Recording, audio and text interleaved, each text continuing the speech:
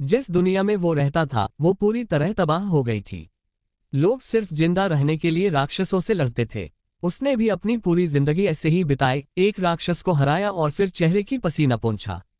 ऐसे एक दिन जीना, पूरे महीने गुजारना, फिर एक और राक्षस को मारना, ये सिलसिला 1 साल तक चलता रहा। फिर अचानक 10 साल बेवजह जल्दी निकल गए और अपने तलवार से वो बिना डर के हर राक्षस को काटता रहा, जब तक कि उसके सामने एक मानव जैसे राक्षस ने आकर कहा कि इंसान, हार मान ले, क्योंकि जिस दुनिया में तू रहता था वो अब खत्म हो चुकी है। उसी पूरे हंगामे के पीछे कमांडर था जो कह रहा था कि उसकी जद्दोजहद बेकार है और उसे अपनी तलवार बन जाना चाहिए। लेकिन जवान आदमी जोर से चिल्लाया कि ये सब बेकार है। वो अपनी तलवार लेकर सीधे उस जीव की तरफ भागा और उसे ऊपर से नीचे काटने की तैयारी करने लगा। राक्षस ने मुक्का मारने की कोशिश की, पर जवान चतुराई से बच गया और उसने राक्षस की उंगलियों को घायल कर दिया। राक्षस वापस मुड़ा और इंसान की तरफ देखने लगा, ठीक उसी वक्त जब जवान फिर से वार करने वाला था। फिर एक और मुक्का उसके चेहरे की तरफ आया, मारने की कोशिश कर रहा था, लेकिन जवान लगातार बचता रहा। राक्षस बोला, चाहे उसने कितना भी कोशिश की कोई फर्क नहीं पड़ा। उसके सामने वो अभी भी एक कीड़ा था, बार बार मुक्का मार रहा था, लेकिन वो जवान लड़का लगातार बचता रहा जब तक कि एक मुक्का सीधा उसके सीने में नहीं लगा। वह संतुलन बनाए रखने के लिए पीछे कूदा, फिर से झपट पड़ा, जीत की चाह में राक्षस को काटने की तैयारी कर रहा था। राक्षस ने भी हमला करने के लिए अपना हाथ उठाया और इंसान को ऐसे जमीन पर फेंक दिया जैसे मच्छर हो। इंसान फिर से खड़ा हो गया, राक्षसी प्राणी के सामने गिरने से इनकार करते हुए, जब तक कि उसने कुछ अलग महसूस नहीं किया। उसमें गले में हार पहन रखा था। जवान लड़के ने उसे निशाना बनाने का मन बनाया, अपनी तलवार तैयार की, फिर तेजी से उसे उस जीव पर फेंक दिया। वार उस राक्षस को लगा ठीक उसी वक्त जब राक्षस का हाथ भी लड़के को छू रहा था, लेकिन उसके सिर के ठीक ऊपर राक्षस की हार टूट गई। राक्षस ने लड़के को गाली दी, उसे हरामी कहा। वहीं लड़का खड़ा रहा और राक्षस की हार टूटते हुए देखता रहा। राक्षस कराहता रहा, जो हुआ उसे माने बिना, लेकिन आखिरकार उस ऊर्जा के सामने वह नष्ट हो गया। एक जवान लड़का जमीन पर पड़ा था, उसका चेहरा खून से लथपथ था, हाथ माथे पर रखा था, आराम करने की कोशिश कर रहा था। उसने आखिरी बार आसमान की तरफ देखा और कहा, क्या खूबसूरत नजारा है। एक आदमी सैंडल पहने सूखी सड़क पर चल रहा था। वो जवान लड़का था जिसके उलझे हुए काले बाल थे, सफेद कपड़े पहने था और पीठ पर बैग था। अचानक एक अलार्म बजा जो हीरो से उसका रजिस्ट्रेशन नंबर और यूनिक आईडी स्कैन करने को कह रहा था। पीछे एक साइन लगा था जिसमें लिखा था कि यह रैंक बी पोर्टल है, सार्वजनिक प्रवेश मना है और आम लोगों के लिए लोग हीरो नहीं होते, इसलिए अंदर जाने से पहले 2 बार सोच लेना चाहिए। एक नौजवान योंगेनु के सामने खड़ा है जो सियोल का खास शहर है। फिर वह अपनी टांग जोर से जमीन पर रखता है जिससे धूल का गुबार उड़ जाता है। अलार्म बजता है कि एक बिना रजिस्टर किए हुए हीरो ने जबरदस्ती गेट खोल दिया है। वह अपने भूरे आंखों से उस जगह को घूरता है। अब वहां एक जंगल उगाया है। नौजवान आगे बढ़ने लगता है, लेकिन किसी ने उसे आवाज लगाई, पूछा कि क्या वह रास्ता भटक गया है और कहा कि उन्हें कुछ समझ नहीं आ रहा कि ये क्या हाल है, इसलिए वे जा रहे हैं। अब तो बस वो आदमी उनका पीछा करे। वो बस लोगों को देखता रहता है, जवाब नहीं देता। एक लड़की उसकी कपड़ों के बारे में कुछ फुसफुसाती है और उसकी संगत कहती है कि ये तो बिल्कुल हीरो जैसा दिखता ही नहीं। आजकल तो करियर के यूनिफॉर्म भी सस्ते मिल जाते हैं, ये जो पहन रखा है, और फिर पूछती है कि ये बैकपैक क्या है। सोचती है कि शायद ये बस एक पोर्टर है जिसे उसके हीरो वाले साथी छोड़ गए, लेकिन जल्दी ही वो सोच छोड़ देता है और लड़का कहता है कि उसे पता है वो लोग क्या कह रहे हैं और कि वो अभी अभी अंदर आया है। एक आदमी कहता है कि उसने कुछ कहा था छोड़ दिए जाने के बारे में, और उसका दोस्त जवाब देता है कि उसने ऐसे बहुत लोग देखे हैं और अंदाजा लगा सकता है कि जब वो गेट में दाखिल हुआ था तो उसके दिमाग में क्या चल रहा था। इंटरनेट या टीवी पर जो दिखता है उसी के आधार पर शिकार करना बस मौत को बुलाना है। और सबसे पहले तुम्हें एक सही हीरो लाइसेंस चाहिए, क्योंकि ये सी रैंक पोर्टल है। जवान आदमी जवाब देता है कि उसे सलाह की कदर है, लेकिन खास तौर पर शुक्रगुजार नहीं है। हीरोज को चौंकाते हुए ऐसा कहता है जबकि वे बोल रहे होते हैं। वो कोई घटिया बंदा है। उनके नेता ने उन्हें रोक दिया। जब हीरो को रोकने की बात सुनकर वो शिकायत कर रहे थे, उनके नेता ने कहा कि इसे भूल जाओ, वो ऐसा इंसान है जो ऐसी चेतावनियों को नजरअंदाज कर देता है और उसे खुद जाकर देखना पड़ा। गेट टीवी या ऑनलाइन जो देखा उससे बिल्कुल अलग था। तभी अचानक एक औक उसके सामने आ गया और वो लड़का उसे बेकार कहता है। वो जीव उसकी तलवार की मंशा समझ गया। वो उस लड़के पर हमला करने दौड़ा। जबकि लड़का शांति से अपना बैकपैक ठीक करता है और आंखें बंद कर लेता है। वो औरत की मुक्का आसानी से टाल देता है और कुछ कहता है कि 10 साल में उस इलाके में धमाका हो जाएगा। वो जीव तो बस हैरान होता है, जबकि आदमी आगे बढ़ता है, मुक्का मारने को तैयार, और दैत्य का सिर तोड़ देता है, फिर सीधे जमीन पर गिर जाता है। जवान आदमी शांत होकर आगे देखता है और कहता है कि आखिरकार कोई फर्क नहीं पड़ा। वो जीव जवान आदमी के सामने घुल जाता है और वह बस अपना हाथ बढ़ाता है और तलवार पकड़ लेता है। जो कभी उस औक का था, वो चुपचाप उसे घूरता है, मॉन्स्टर के कोर की तरफ इशारा करता है और फिर उसे वहीं नष्ट कर देता है। जवान लड़का अपनी तलवार घोंपता है और अंदर से एक चमकदार पत्थर निकालता है, एक बेसिक लेवल का मैजिक स्टोन। वो कहता है कि पहले तो वो इन लो लेवल पत्थरों को देखने तक की जहमत नहीं उठाता था। फिर वो क्रिस्टल को अपने बैकपैक में रख देता है। जवान लड़का तरफ देखता है क्योंकि उसे एक कपकपी महसूस होती है। वहां से बाकी ऑक्स आ रहे थे, चीखते हुए हमला करने की कोशिश कर रहे थे। वे अपनी तलवारों से उस पर वार करते हैं। वो बस नीचे झुककर बच जाता है, क्रिस्टल को और कसकर पकड़ता है और फिर उसे एक ऑक के सिर पर फेंक देता है। वो ऑक जमीन पर गिर जाता है, जबकि उसका साथी आगे बढ़ता है। जीव उस पर हमला करने की कोशिश करते हैं इससे पहले कि वह प्रतिक्रिया दे सके, और जवान लड़का बस देखते रहता है। पहले का वह किशोर गुजर रहा था। लाल बालों वाली लड़की फिर उस अनादर वाले आदमी के बारे में पूछती है और सोचती है कि क्या वह इतनी आसानी से अपनी जान खो देगा, जबकि उसकी साथी पूछती है कि क्या वह चिंतित है। नेता समझाता है कि अगर वो बिना इजाजत वाला घुसपैठिया है तो कंट्रोल सेंटर के एजेंट आने वाले हैं। ये जगह नामसन पोर्टल रैंक सी की है, तो रैंक बी या उससे ऊपर के एलीट एजेंट भेजे जाएंगे। अगर वो इतना पागल नहीं है कि पहले मॉन्स्टर्स पे हमला कर दे तो उसकी जान बच जाएगी, तो फिक्र की कोई बात नहीं। और बड़ा वाला कहता है कि वो सही बोल रहा है, क्योंकि वो बदतमीज कमीना शायद अभी काम रहा होगा और बस एजेंट्स के आने का इंतजार करे। लेकिन फिर एक और डर के मारे कांपता है जब उसे उस जवान लड़के ने पंच मारा। एक और जीव पीछे से हमला करने की कोशिश करता है, लेकिन उसकी तलवार बस जमीन से टकराती है। वो जीव घबराकर मुड़ता है तो देखता है कि युवक उसे लात मारने के लिए तैयार है। युवक उसे नीचे गिरा देता है और लात से उसका सिर कुचल देता है। दोनों ओक जमीन पर हार मानकर पड़े रहते हैं, जबकि युवक फिर से हमला करने को तैयार होता है और कहता है कि उसके पास अभी 3 और पत्थर हैं। उसके बाद दिन निकल जाता है। अब युवक का बैकपैक पूरा भर चुका था। उसे लगता है कि ये जगह खराब थी, लेकिन उसने 12 कम दर्जे के पत्थर और 16 मध्यम दर्जे के पत्थर इकट्ठे कर लिए। पर एक एजेंट उसके पीछे था और वह युवक को इस रास्ते पर चलने के लिए बुलाता है। उसके सामने 4 एजेंट खड़े होते हैं और उनमें से एक खुद को पोर्टल कंट्रोल सेंटर का सदस्य बताता है और उससे अपना हीरो रजिस्ट्रेशन दिखाने को कहता है। लेकिन अगर उसके पास कोई रजिस्ट्रेशन नहीं है तो उसे कंट्रोल सेंटर जाना होगा। युवक बस कंट्रोल सेंटर दोहराता है और चिड़चिड़ाए हुए एजेंट उसे हिदायतों का पालन करने को कहता है। एक जानवर की तरह तलवारबाज उसे घूरता है और कहता है कि ये बहुत परेशान करने वाला है। जो एजेंट बोल रहा था वह अपने सुनहरे बालों वाले साथी से कुछ लेने को कहता है। हथकड़ियां लगाते हुए वह सहयोग की बात करने लगता है, कहता है कि अगर वो आदेश मानने से इनकार करता है तो उन्हें शारीरिक दबाव डालना पड़ेगा। तलवारबाज की कलाई पकड़ते हुए कहता है कि अगर उसने प्रतिरोध किया और कोई चोट पहुंची तो उसकी जिम्मेदारी होगी और वे जल्दी से कंट्रोल सेंटर जाकर इसे निपटा लेंगे। लेकिन तलवारबाज बस सुनहरे बाल वाले की कलाई घुमा देता है, जिससे वह कांपने लगता है, उसकी ताकत देखकर हैरान। फिर जवान आदमी कहता है कि चिढ़ाना बंद करो और वापस चले जाओ। एजेंट अपने सूट से हथियार निकालते हैं, जो कि उपकरण से बिजली निकल रही थी, एक चौथे दर्जे का जादुई सीलिंग डिवाइस, जो शायद ऑक्स या ऐसे किसी के खिलाफ काम करता। फिर तलवारबाज ने सुनहरे बाल वाली एजेंट की कलाई घुमाई और कहा, ये आखिरी चेतावनी है, अगर उन्हें और चोट नहीं लगवानी है तो उन्हें यहां से चले जाना चाहिए। एजेंट्स उस जवान लड़के की तरफ बढ़े, लेकिन उसने दोनों जादुई डिवाइस अपने हाथ में पकड़ लिए। एक ने उसे लात मारने की कोशिश की, लेकिन फिर से चूक गया। फिर तलवारबाज ने अपनी टांग तैयार की और एजेंट की पसलियों पर लात मारी। आदमी उस वार से हवा में उड़ गया, जबकि तलवारबाज ने दूसरे एजेंट के पेट पर लात मारी। चश्मा लगाए एजेंट डर के मारे देखता रहा, फिर जल्दी से कुछ बड़बड़ाया। थोड़ा डर गया था वो नौजवान, बस उससे मुड़कर कुछ ही सेकंड में गायब हो गया। एजेंट शक में पड़ गया कि कहीं वो सच में गायब तो नहीं हुआ। लेकिन तभी नौजवान ने उसके पेट पर एक जोरदार मुक्का मारा।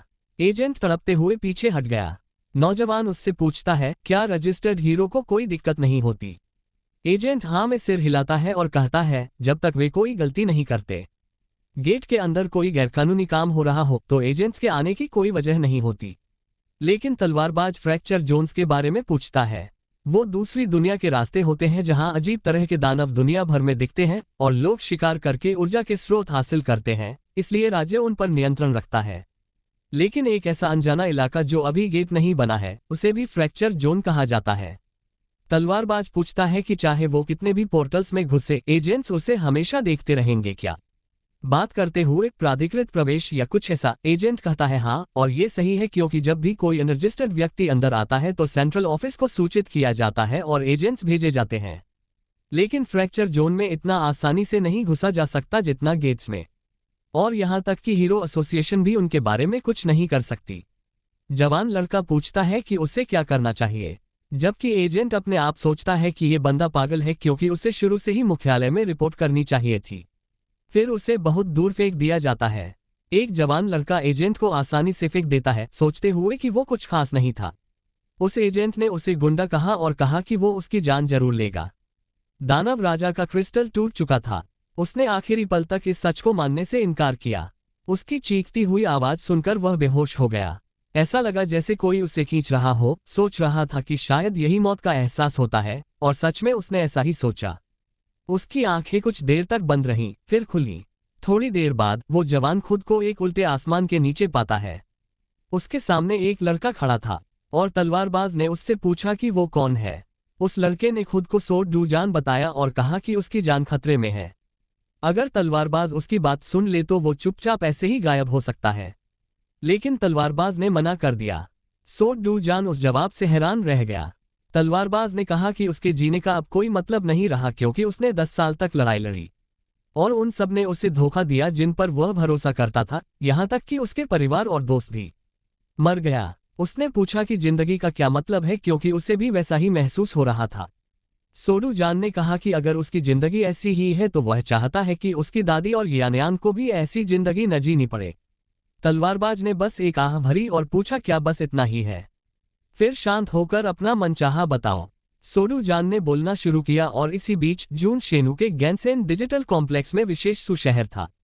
अब इसे हीरो कॉम्प्लेक्स कहा जाने लगा था, एक ऐसी जगह जहां कंपनियों से ज्यादा पोर्टल के उपोत्पाद थे। वो युवक उन गलियों से चलता हुआ एक दुकान में गया और बोला, यही तो जगह होनी चाहिए। उसकी बाह पर टैटू वाला एक क्लर्क ने उसका स्वागत किया। सीओ डू जॉन ने कहा कि वो कुछ जादुई पत्थर बेचना चाहता है, तो आदमी ने कहा कि वो बिल्कुल सही जगह आया है। यहाँ दक्षिण कोरिया में सबसे ज्यादा दाम मिलते हैं। तो युवक ने बस ओरक के पत्थरों को मेज पर फेंक दिया।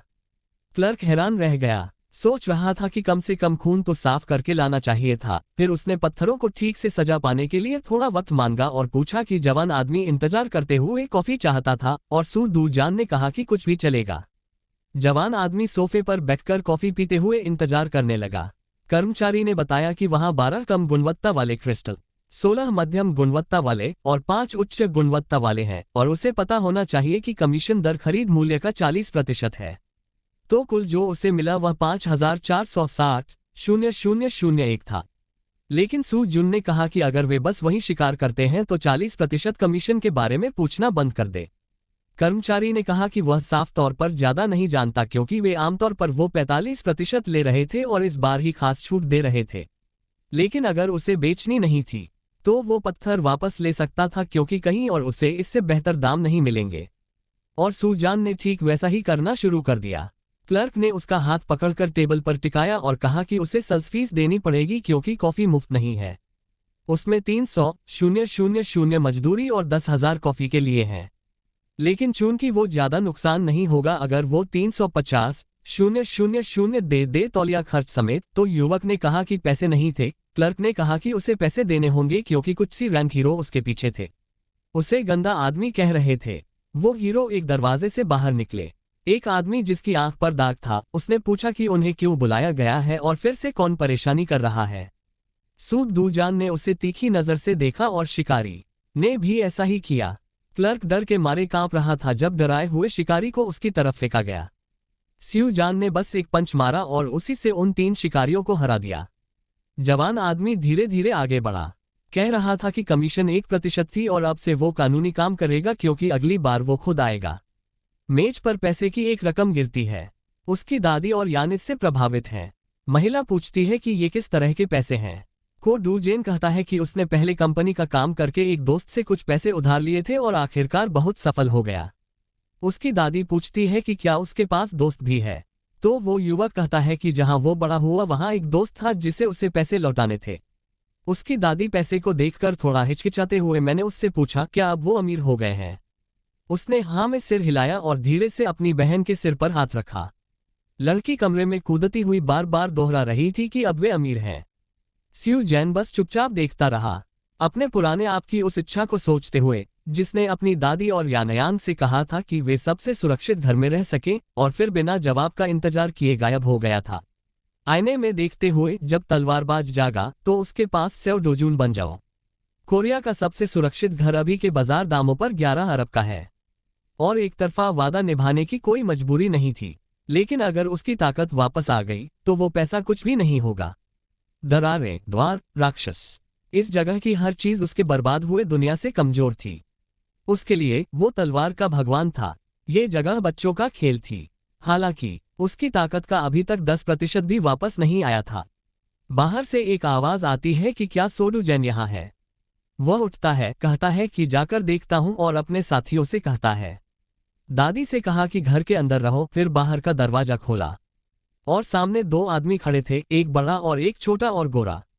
बड़ा वाला पूछा कि दुजैन कभी अपना कर्ज चुकाने का प्लान करता है क्या? और गोरे वाले ने पूछा कि उसे पता भी है कि कर्ज कितना है। 48 मिलियन से कम नहीं। ये वही शार्क थे जो असली को जून को उसके मरने से पहले परेशान कर रहे थे। दादी के नाम पर अस्पताल के खाते में रखे 5 मिलियन ने जल्दी ही 10 गुना बढ़कर 50 मिलियन हो गए। बड़ा वाला बोला कि वो एक पोर्टल में गया और कुछ पैसे कमाए तो उसे सौंप देना चाहिए। वहीं सुनहरे बाल वाला कहता है कि ये सब तो कॉन्ट्रैक्ट में लिखा है। स्थिति को और बेतुका बनाने से बचने के लिए सेव डू जून बस अपना मुंह आगे बढ़ाता है और बड़े आदमी के चेहरे पर एक जोरदार मुक्का मार देता है, जिससे वो उड़ता हुआ गिर जाता है। सुनहरा बाल वाला बस हैरानी से देखता रह जाता है, सोचता है ये क्या हुआ अभी। सेव डू जून कहता है कि जो रकम दी गई थी वो करीब 9 मिलियन थी, लेकिन पैसे देने की बजाय वो पैसे लेना चाहता था। सुनहरा बाल वाला पूछता है कि क्या वो सच में सेव डू जून है, लेकिन वह जवान लड़का बस उससे कह देता है कि अपने बॉस को बता दे कि वह जल्द ही आ रहा है। जैसे ही वह मुट्ठी बांधता है वह आदमी भी उड़ जाता है। सियोल के एक मॉल के बीचों बीच एक दुकान थी जो टेडी बियर से भरी हुई थी। एनयांग पूछती है कि क्या उसे सच में नई गुड़िया मिल सकती है। सोडू जान पुष्टि करता है कि अब वह जो चाहे चुन सकती है। अपने पुराने खुद के साथ यादें साझा करने से उसके जज्बात भी बदल गए थे। अभी के लिए ये सिर्फ सहानुभूति थी, लेकिन सू डू जान उस लड़की के प्रति दयालु था जो उसके अलग पिता से उसकी सौतेली बहन थी। कम से कम इतना तो था कि वह वो दिल की हिफाजत करेगा। लड़की ने एक छोटा सा खरगोश वाला प्लश उठाया और पूछा क्या वो वाला ले सकती है। प्लश छोटा था, पर सू डू जून सबसे बड़ा वाला पकड़ लेता है और कहता कि वो सच में उसे जो भी चाहिए ले देगा। लड़की ने सिर खुजलाया, फिर वे खाने चले। छोटी लड़की शांति से हैमबर्गर खा रही थी, तभी किसी ने सियो जून को पहचान लिया। सामने एक मोटी औरत आ खड़ी हुई। उसने पूछा, इस तरह कपड़े पहनकर ये क्या मूड है? कोई दिखता तक नहीं। और फिर पूछती है, कौन है ये? उसके बगल वाली लड़की, अगर वो उसकी माँ जैसी कोई गलती थी तो इससे सियो डू जून बहुत गुस्सा हो गया। वो जवान आदमी बस उस औरत और उसकी हिफाजत करने वालों को तिरस्कृत निगाहों से देख रहा था, जबकि यन्योन सोच रहा था कि वो औरत कौन है। सियो डू जान चुपचाप बस सुनता रहा। औरत मुस्कुराती रही और उन्हें देखती रही। एनयांग अभी भी समझ नहीं पा रही थी कि क्या हो रहा है।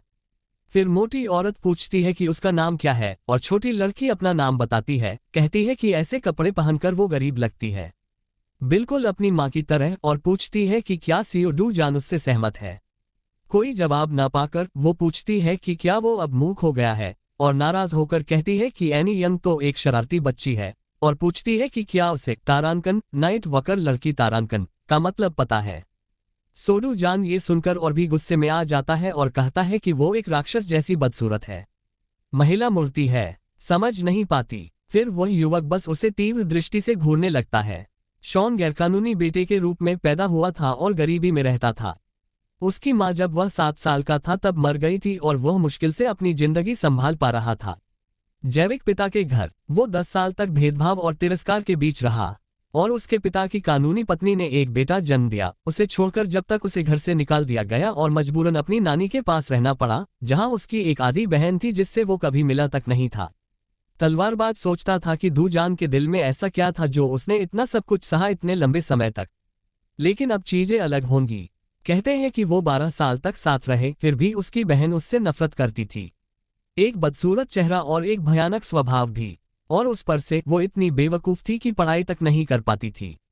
उसके जैसे किसी के अंदर हर उस औरत के लिए एक गहराहीन भावना होती थी जो उससे ज्यादा खूबसूरत और दयालु होती, जिसे उसके जैसा कुछ भी हासिल नहीं था। और वो बच्चा जो उसकी बात का ख्याल रखता था, उसकी तरफ नफरत भरी नजरों से घनीरी लड़की को घूर रहा था। महिला गुस्से में आकर पूछती है कि उसने अभी क्या कहा, लेकिन तभी दूसरी महिला आती है और कहती है कि उसे दूज को देखे काफी समय हो गया है। फिर जवान महिला उसकी तरफ दौड़ती हुई जाती है, उसे पुकारते हुए उसकी माँ से पूछती है कि क्या उसे पता है उस कमीने ने अभी उससे क्या कहा। लेकिन उसकी माँ कहती है कि चुप रहो और बताती है कि ये किस तरह का बेवकूफाना बर्ताव है। फिर पूछती है कि दुजन ठीक तो है ना, क्योंकि भले ही वो मंग हो, कभी कभी घर आना अच्छा होता। लेकिन दुजन सोचता है कि वो नकली है क्योंकि उसने उसे 12 साल तक तंग किया। माँ कहती है कि उसके पिता उसकी बहुत चिंता करते थे, लेकिन लड़का जवाब देता है कि उसे ये सब घिनौना लगता है क्योंकि वे इतने भी करीब नहीं थे कि ऐसी बातें पूछें। उस महिला को अपनी नजरों से दूर रहने को कह रहा था। वो गुस्से से उसे देख रही थी, लेकिन बस मान गई और जाने लगी, सोचते हुए क्या ये सच में वही से दो है जिसे वो जानती थी, क्योंकि वो बिना वजह थप्पड़ लगने पर भी सिर झुकाता था। लड़की अपनी माँ को पकड़ने के लिए दौड़ी, कहती हुई कि उन्हें साथ चलना चाहिए। वहीं दूजून अपनी बहन के साथ फिर से जाने की तैयारी कर रहा था। कह रहा था कि वे भी चले गए, सोचते हुए कि वो दूजून जो कुछ नहीं बोल पाता था और बस नीचे देखता रहता था, अब खत्म हो चुका है और ऐसे बर्ताव करना अच्छा रहेगा जहां भी संभव हो। एक लग्जरी कार ड्राइव करते हुए लड़की पूछती है कि माँ ने वो गुंडा क्यों नहीं मारा, और वो जानती भी थी कि उसने उससे क्या कहा था। लेकिन माँ बस मैनेजर ली को बुलाती है और पूछती है कि दूजून अभी तक जिंदा कैसे है। आदमी जवाब देता है कि रिपोर्ट के मुताबिक कांग ची वू ने उसे गेट के अंदर छोड़ दिया था और वापस आ गया था। औरत चिल्लाती है कि बस यही तो बात है, लेकिन पूछती है कि जो मर जाना चाहिए था वो उसके सामने कैसे खड़ा था। मैनेजर ली माफी मांगते हुए कहता है कि फिर से चेक करूंगी, लेकिन लड़की पूछती है कि क्या उसे मर जाना चाहिए था और इसका मतलब क्या होता है। औरत बस ठंडी निगाहों से सामने देखती रहती है, जबकि उसकी बेटी चिल्लाती है, जानना चाहती है कि असल में क्या हो रहा है और क्या उसने दू जून की जान लेने की कोशिश की। उसकी माँ पूछती है कि क्या वह अभी भी उसे पसंद करती है। लाल हुई लड़की कहती है नहीं, और अगर उसके दादा या पिता को पता चला तो लेकिन उसकी माँ उसके मुंह पर हाथ रख देती है, कहती है कि यह मामला वह खुद संभालेगी, तो बेटी को अपना काम करना चाहिए। लड़की माँ के डर से कांपने लगती है। वो सोचती थी कि वो बोलने में बड़ा हिम्मत वाला है और बस एक नीच हरामी है, लेकिन उसने उसे किसी भी हालत में खत्म कर दिया। 10 साल पहले दरारें बन गईं और उनके अंदर से दानव निकले जो लोगों की जान लेते थे। दुनिया में जबरदस्त अफरा तफरी मच गई, लेकिन हीरो के आने से वो अफरा तफरी शांत हो गई और दानवों से जादुई पत्थर निकाले गए। जादुई पत्थर नई ऊर्जा का स्रोत बन गए और दुनिया भर के देश दरारों को गेट में बदलने की कोशिश करने लगे, जिससे नई इंडस्ट्री शुरू हुई। दूसरे शब्दों में, इस दुनिया में पैसा कमाना मतलब हीरो बन जाना था। तो वो यांडोनपो में CHC मुख्यालय की तरफ बढ़ता है। बिल्डिंग की ओर चलते हुए उस शांत जगह के दरवाजे खुले थे। एक मेजबान सिगरेट पी रहा था। वहीं उसका अधीनस्थ पूछता है कि वो कमीना वहां क्या कर रहा था और क्या उसने सच में उसके लोगों को हरा दिया और बेइज्जती करते हुए यहां तक आ गया। कूट जुन बस इतना कहता है कि कैसे भी हुआ हो, ये फिर भी हार ही थी, और बॉस पूछता है कि वो किस हार की बात कर रहा है। जवान आदमी जवाब देता है कि उसे अपने अधीनस्थों द्वारा हुए नुकसान के लिए मानसिक, शारीरिक और आर्थिक मुआवजा मिलना चाहिए। वहीं बॉस ये महसूस करता है कि उसकी कभी जो दयालु प्रकृति थी वो भी अब बदल गई है, क्योंकि उसने अपने स्टाफ को कैसे कुचला है। और इसमें कोई शक नहीं कि ये इंसान गेट के अंदर जाग गया है। तो वो कहता है कि उसकी अभी की हरकतों से लगता है कि उसे लगता है कुछ बदल गया है जब से वो जागा है। फिर 3 आदमी उस जगह में आते हैं।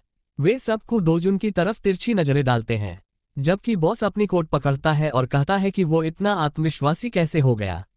जागरण तो है, पर आखिर में वो बस एक बेकार डैन है, और उसके नीचे ऐसे कई लोग हैं जो शोर मचाने वाले डैंक्स को पीट देते हैं।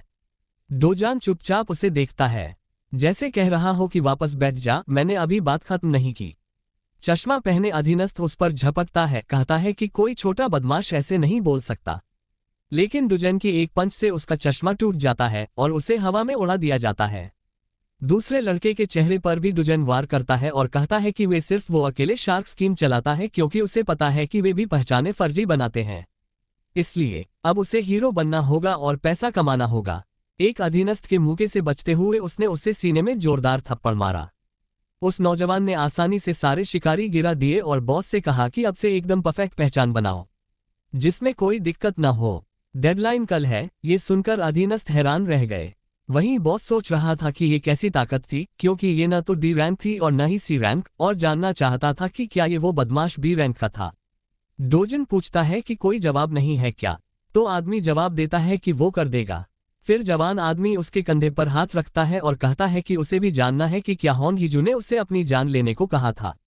बॉस सिर्फ उस औरत के बारे में सोचता रहता है जो जवाब नहीं देती। तब दू जून अपनी पकड़ और मजबूत कर देता है, जिससे आदमी दर्द से चिल्लाने लगता है और कहता है कि वो औरत होन हीजू ने कहा था कि उसने अपना कर्ज चुकाना है और अपनी जान लेनी है। बार बार दोहराता है कि औरत ने कहा था और उसे छोड़ देना चाहिए। डोजान पूछता है कि क्या इसी वजह से वो गेट के अंदर फंस गया था। बॉस कहता है कि उसे इस बारे में कुछ पता नहीं है, लेकिन ये सच है कि अगर वो मर गया होता तो उन्हें अपनी रकम नहीं मिलती, इसलिए वो उसे गेट के अंदर नहीं भेज सकते थे। ये सच है। डोजान कुछ सेकंड सोचता है और फिर कांग चीवू का नाम लेता है क्योंकि वही उसे उस गेट तक लेकर आया था और बॉस को कल उसके बारे में भी जानकारी लानी चाहिए। फिर वो सामने वाले दरवाजे से निकल जाता है जबकि अधीनस्थ सिर झुकाता है। युवा आदमी। हवा उसके चेहरे से टकराते ही वो उस पर सोचने लगा। बूढ़े दू जून की वो गुजारिश उसे बहुत अकेली लगी, लेकिन जब तक ये शरीर उसके पास है वो एक बी रैंक हीरो आईडी लेकर सब कुछ सही कर देगा। जवान लड़का एक स्कैनर से गुजरता है और जैसे ही उसकी रजिस्ट्रेशन की पुष्टि होती है कि वो रेकमेंडेड ग्रेड से नीचे है, उसे एक्सेस मिल जाता है। लेकिन ये खतरनाक होगा और उसे अंदर जाने से पहले अच्छे से सोचना चाहिए। दुजन शिकायत करता है कि वो कमीना बॉस उसे ए रैंक दे देता। फिर भी चेतावनियों के बावजूद वो चैम्बर में चला जाता है। लेवल कम होने के बारे में। बेंडसिम पोर्टल बी रैंक का होता है जिसमें डी ग्रेड स्केलिंग होती है, जहां सिफारिश की गई लेवल 1 रैंक होती है और एक साथ 2 से ज्यादा लोग अंदर नहीं जा सकते। एक बी रैंक का पोर्टल लेकिन डी ग्रेड स्केलिंग के साथ होना सोलो क्लियर करना मुश्किल बना देता है, और इसके बावजूद इसका फॉर्मेट सोलो एडवेंचर्स के लिए मुश्किल था जब तक कि आप रैंक न हो। अगर उसे वाकई बुरा नसीब मिला तो डोजुन मुस्कुराया। वह अकेले अंधेरी तंग सुरंग में सैकड़ों मॉन्स्टर्स का सामना कर रहा होता और सामने एक दानव सर्प आता। डोजुन अपनी रूपांतरण करता है, हाथ दिखाते हुए कहता है कि उसे ये पसंद है। सांप युवक को काटने ही वाला था, लेकिन शिकारी ने उसे आसानी से काट दिया, जबकि उसका साथी भी उसी तरह हमला करने की कोशिश कर रहा था। ब्लैक डेथ कोबरा एक ऐसा सांप था जिसकी जहर सिर्फ एक बार के काटने से लकवा मार देता है। शिकारी जमीन पर आ गिरा और कुछ ही सेकंड में बाकी सांपों को भी काट डाला। एक और सांप को बीच से काट दिया। युवक थोड़ा डर गया जब उसकी बांह पर हरे रंग का तरल लगा। कहता है कि इसकी कीमत करीब 300,000 है। फिर अपनी नजर दूसरी तरफ मोड़ता है। उसकी पीठ पर कई सांप भी थे जो काटने की कोशिश कर रहे थे। लड़का बस अपनी उंगलियों से उन्हें काट देता था, अपने दस्तानों से सांपों के रत्न निकालता और उनका खून हवा में छिड़क देता। इसके बाद लड़का खड़ा रहा, शिकायत करते हुए कि उनके पास कोई जादुई पत्थर नहीं थे, और ये वही दुनिया थी जहां इन काले कोबरा से जादुई पत्थर गिरने की दर 3% थी। तो उसे कुछ और 100 मरने वाले सांपों को खत्म करना पड़ा। वह गेट के एक और हिस्से में गया जहां पहले से ही कुछ हड्डियों के ढांचे पिघले हुए थे। लेटे लेटे डोजान बार बार दोहराता रहा कि एक कदम आगे बढ़ाया, एक दूसरे से बड़े सांप का सामना हुआ, और सोचने लगा कि क्या यही यहाँ का बॉस है, क्योंकि उसे पक्का यकीन नहीं था कि ये सही रास्ता है या नहीं, लेकिन चल जाएगा। हालांकि उसका दस्ताना सांप से टकराने के बावजूद वापस हट गया। बस उसका कवच ही छूटा था। उसने सोचा जल्दी से खत्म कर दूंगा ताकि वापस जा सकूं, और सांप की तरफ बढ़ा, लेकिन राक्षस ने अपनी पूंछ से उसे जोर से ठोकर मारकर दूर फेंक दिया। डोजुन दीवार से टकरा गया। नुकसान हुआ, जबकि सांप फिर से हमला करने के लिए झपटा। लड़के ने बस कूदकर बचाव किया, लेकिन जोर से जमीन पर पैर पटकते हुए आगे बढ़ा और फिर से एक मुक्का मारा। पूरी ताकत से एक बैंगनी सतह को ठोका। लड़के ने कुछ अजीब महसूस किया। सोचने लगा कि शायद उसके वार उस सांप पर असर नहीं कर रहे। ये तो उम्मीद की बात थी, क्योंकि वो पहले देखे गए अन्य सांपों से अलग स्तर का था और उसकी सतह भी बहुत कठोर थी। उसने सोचा कि अगर उसकी ताकत पूरी तरह वापस आ जाती तो वह कुछ कर सकता था। कुछ अलग ही था, लेकिन उसने अपनी टांग पर कुछ अजीब देखा क्योंकि एक तलवार उसमें गड़ी हुई थी। युवक ने अपनी आंखों के कोने से उसे देखा, फिर आंखें बंद करते हुए कहा कि चाहे तलवार पुरानी ही क्यों न हो, कोई फर्क नहीं पड़ता क्योंकि तलवार की ताकत उस पर निर्भर करती है जो उसे चलाता है। फिर उसने तलवार को जमीन से निकाल लिया और कहा कि थोड़ी देर के लिए इसे उधार ले रहा है, और फिर से जमीन से उड़ान भर दी। युवक उस सांप के ऊपर से उड़ता हुआ बोला कि उसे ये सम्मान समझना चाहिए कि वह खुद अपने हाथ की पीठ से तलवार की हथेली पकड़कर उसे टुकड़ों में तोड़ दिया। सर्प भी हमला करने के लिए आगे बढ़ा, जून से टकराया और उन परफेक्ट वारों की वजह से तेज रोशनी का धमाका हुआ। जवान ने गहरी सांस ली और कहा कि अगर वो वार नहीं लगाता तो बड़ी मुसीबत में पड़ जाता। फिर उसने सर्प के बॉस के शरीर की तरफ देखा, उसका खून निचोड़ा और एक दांत निकाला, कहते हुए कि ये लंबी तलवार के लिए छोटा है, लेकिन अगर पॉलिश कर लिया जाए तो काम आ सकता है। उसका कमाई नैमसन से बेहतर थी और वो खुद को खुशकिस्मत समझता था, लेकिन उसे लगता था कि बी रैंक के गेट से निकलने में बहुत ज्यादा वक्त लग जाता है। अपनी ताकत वापस पाने को उसने सबसे जरूरी माना। उसे यकीन था कि उसके पुराने साथी उसे ऐसे हाल में नहीं देख सकते। एक दुकान के सामने एक बिल्ली का मैस्कॉट खड़ा था। जब एक आदमी अपनी ज्वेल्स गिन रहा था, तब दुकानदार ने कहा कि उसने अच्छे मैजिक स्टोन्स जमा किए हैं और आमतौर पर कमीशन 40% होता है। उस एडवेंचरर ने पूछा कि चूंकि वो रेगुलर है तो क्या ये ज्यादा महंगा नहीं है। ग्राहक था और छूट चाहता था, लेकिन दुकानदार ने कहा कि उनका रेट सबसे सस्ता है।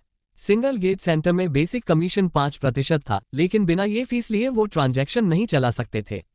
ये सब सेट होने के बाद वे साफ सुथरे डील कर सकते थे और उस कमीशन के साथ भी मुनाफा होता था।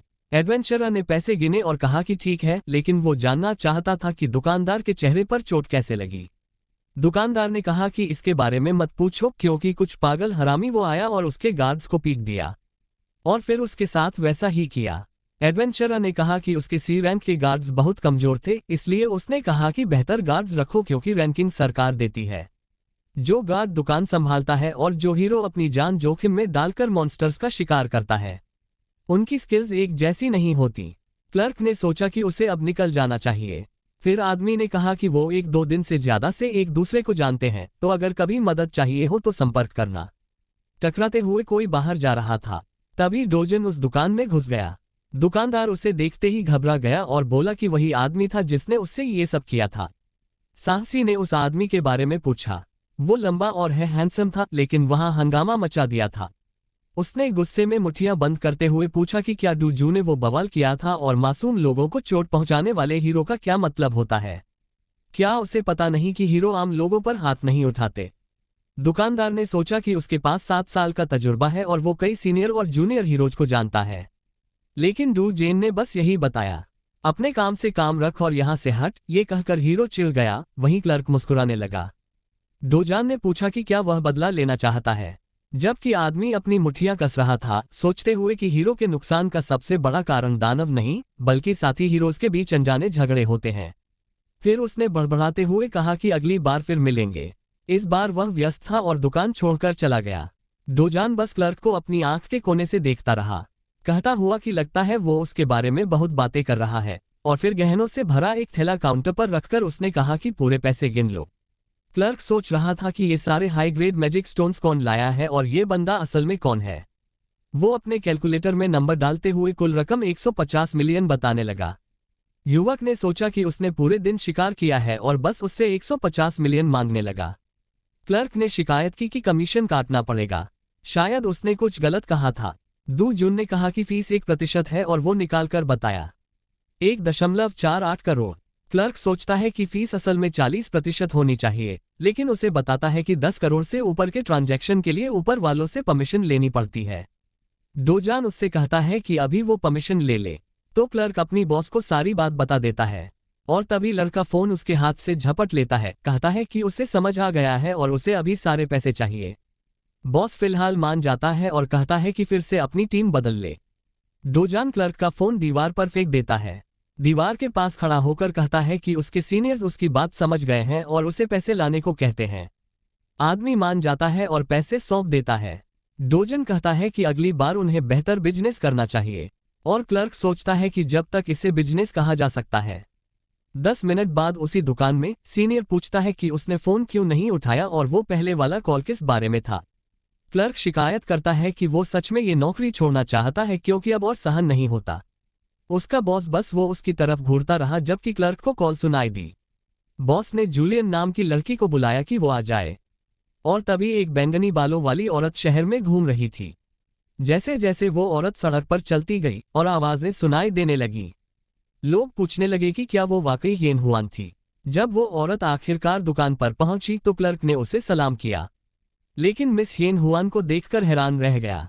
औरत ने खुद का परिचय दिया और कहा कि वो सही था। क्लर्क सोच रहा था कि वो दक्षिण कोरिया की चौथी एस रैंक हीरोइन है और उसने सुना था कि वो बॉस की भतीजी है, लेकिन उसे जानना था कि वो यहाँ क्यों आई है। वो औरत आगे बढ़ी और बोली कि क्योंकि हीरो उन जादुई पत्थरों पर ऊंचे दाम लगा रहे थे। उसके अंकल को सिरदर्द होने लगे हैं और पूछती है कि क्या वो पूरी बात सुन सकता है। एक बड़े घर में येम्योग अपने भरवा खिलौनों के साथ खेल रही है जबकि उसका भाई ध्यान लगा रहा है। डोजान अपनी सोच को केंद्रित करने की कोशिश कर रहा है। हर रोज शिकार करने के बावजूद अभी तक 100 मिलियन कमाना बहुत धीमा था। उसे अब श्रांक गेट साफ करने शुरू करने होंगे, जितनी जल्दी हो सके, और ऐसा करने के लिए उसकी पुरानी ताकत वापस पाना बहुत जरूरी है। लेकिन पुराने जहां से अलग यहाँ की हवा में बहुत कम मना है, इसलिए रोजाना 3 साल की मेहनत लगेगी। लेकिन वह मना कर देता है, कहता है कि इसमें बहुत वक्त लगेगा। अच्छे हथियार और सामान काम आते, लेकिन यहाँ तो कूड़ा भी लाखों सिक्के का है। अचानक डोजान जमीन की तरफ देखता है, फिर एनियोन की तरफ दौड़ता है, लड़की को पकड़ता है और कहता है कि उसे अंदर जाना होगा, फिर अपनी बहन को वहीं छोड़ देता है। दादी पूछता है क्या हुआ, तभी एक झटका उनके घर को हिला देता है। लड़कियां भूकंप की चिल्लाहट करने लगती हैं। डोजान समझता है कि ये भूकंप नहीं है, शायद कोई बैंगनी ऊर्जा आसमान को घेर रही है जो उनके पूरे इलाके में फैल रही है और एक दरार बना रही है। दादी पूछती है क्या हो रहा है, तो जवान लड़का कहता है ये खतरनाक है, तुम्हें कमरे से बाहर नहीं जाना चाहिए। वह दरार की तरफ बढ़ता है और अपना हाथ उस पर रखता है। सोल के स्पेशल सिटी जोन में हीरो एसोसिएशन में किसी ने सूचित किया कि टीम लीडर ने कहा कि मापो में एक नई दरार मिली है। ये 63 दिनों में पहली नई दरार है। चूंकि ये मापो में है तो व्हाइट लान गिल्ड पास में है, इसलिए उन्हें तुरंत सूचित किया जाए और वे सबसे नजदीकी हीरोज को भेजें। साथ ही दरार की सही लोकेशन पूछें। अधीनस्थ ने जवाब दिया कि ये एक रहवासी घर के पिछवाड़े में है। टीम लीडर ने दोहराया कि घर, ये तो बड़ी समस्या हो जाएगी। अगर कोई आम नागरिक जो हीरो नहीं है दरार में चला गया तो उन्हें बाहर निकालना नामुमकिन है, और अगर वे अपनी जान गंवा देते हैं तो अगले 10 दिनों में फ्रैक्चर जोन में आने वाली मॉन्स्टर वेव पूरी सोल को तबाह कर सकती है। वो पूछता है कि क्या उन्होंने पता लगाया कौन अंदर गया था, और अधीनस्थ जवाब देता है वो सू दू जून था जो फ्रैक्चर वाले इलाके में रहता है और वो उसकी दादी की जमीन है। वो अपनी बहन को बचाने के लिए जोन में गया था। तो जब आम लोग अंदर जाते हैं तो मॉन्स्टर वेव के आने की संभावना बहुत ज्यादा है। लगभग 99% एजेंट्स इस बात से बहुत निराश हो जाते हैं। सुनो, एक दस्तावेज होंग हीजू की मेज पर जोर से गिरता है। वो बार बार जागृत शब्द दोहराती है और पूछती है कि दूज जागरण का मतलब क्या था। मैनेजर ली जवाब देता है कि उसने अभी तक रजिस्टर नहीं किया है, लेकिन उसने पिछली बार गेट पर जरूर जागरण किया था। होंग ही चिल्लाती है, पूछती है कि वो बेवकूफ कांग चीवू ने क्या किया, क्योंकि उसे सीधे ही उस कमीने को मार देना चाहिए था, पर उसने सब चीजें और उलझा दी। ऊपर से उसने उसका पैसा भी ले लिया। तो वो मैनेजर ली को आदेश देती है कि उस बेवकूफ को सीधे बता दे कि अगर उसने मारना नहीं है डू जून को, उसने जो पैसा लिया है उसका 10 गुना वापस करना होगा। मैनेजर कहता है कि कांग चिलवू से संपर्क करने की जरूरत नहीं क्योंकि मापो में एक नई दरार आ गई है और वो लड़के के घर पर हुई है। उन्होंने ये भी कंफर्म किया कि वह दरार के अंदर गया है और मीडिया जल्द ही इसकी घोषणा करेगा। हिजू पूछती है कि क्या इसका मतलब है कि उसे वो नीच आदमी फिर कभी नहीं देखना पड़ेगा, और उसका मैनेजर इसे कंफर्म करता है। औरत गुस्से में रहती है, उसे घूरती है और कहती है कि इसे तब तक नजर में रखो जब तक ये पक्का न हो जाए। डोजान आगे बढ़ता है। खुले नीले आसमान के नीचे हरे भरे मैदान पर एक विशाल जंगल के बीच में वह जवान लड़का सोचता है कि ये वही जंगल है जहां वो कभी बचपन में आया करता था। यकीन करना मुश्किल है, जंगल की आवाजें, पेड़ पौधे जो वहां रहते थे, यहाँ तक कि भरपूर मना और आसमान भी बिल्कुल वैसा ही था। अगर वो उस रास्ते से बाहर निकले तो वह मुस्कुराते हुए कहता है, जैसा कि उम्मीद थी, उसने वो विश्व वृक्ष खोज लिया जिसकी बीच में एक क्रिस्टल था, एक पवित्र पेड़ जो मना के शुद्ध प्रवाह को संभाले हुए है। यही वजह है कि पिछली दुनिया तबाह हो गई थी।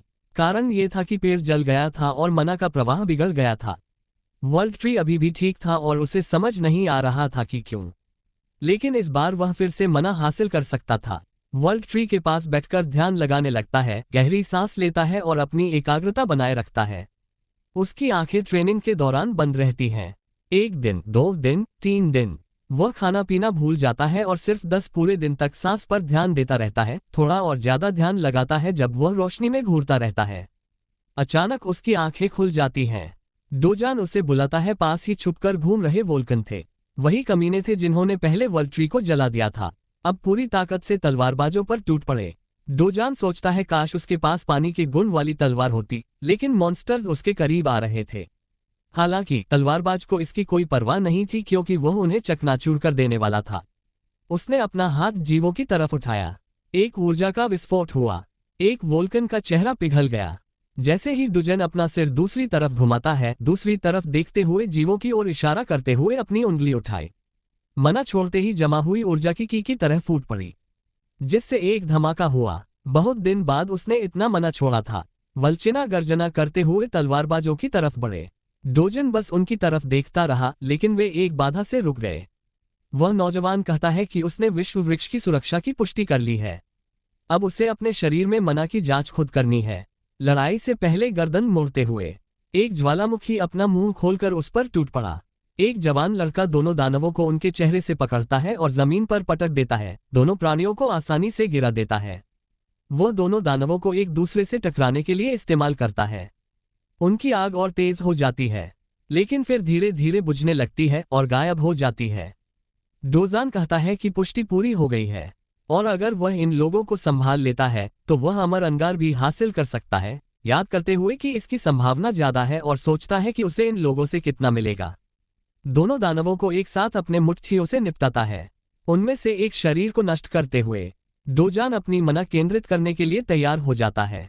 तभी उसे जमीन पर कुछ दिखता है। वह अपने सामने पड़े छोटे पीले पत्थर को उठाता है, जिसे वह अमर अंगारे कहता है, और सोचता है कि इन्हें फिर से पाना कितना अविश्वसनीय है। वह उस आग को अपने हाथ में छोड़ता है। हाथ में आग के साथ खेलते हुए सोचता है कि अगर विश्व वृक्ष से और मना मिल जाए तो कितना अच्छा होगा, लेकिन विश्व वृक्ष से बहुत ज्यादा मना मिलना उसके शरीर के लिए ज्यादा हो जाएगा। वह सोचता है कि अब क्या किया जाए, क्योंकि उसे इन ज्वालाओं को सोखना और बदलना होगा अपने मना की आग वाली शक्ति से, जो उसके शरीर से अग्नि निकालती है। डोजान अपनी ही आग को अंदर खींचता है। सोचता है कि पहले ये आगे सोखनी नहीं पड़ती थी, लेकिन अब एक ही आग को सोखने में 10 मिनट लगेंगे। फिर वह अपना हाथ घुमाता है और उसके चारों ओर छोटे छोटे पीले आग के पत्थर उभर आते हैं। कहता है कि जितना मना सोख सकेगा सोख लेगा। बाहर भीड़ टूटन को देख रही है, यहाँ तक कि रिपोर्टर भी मौजूद थे।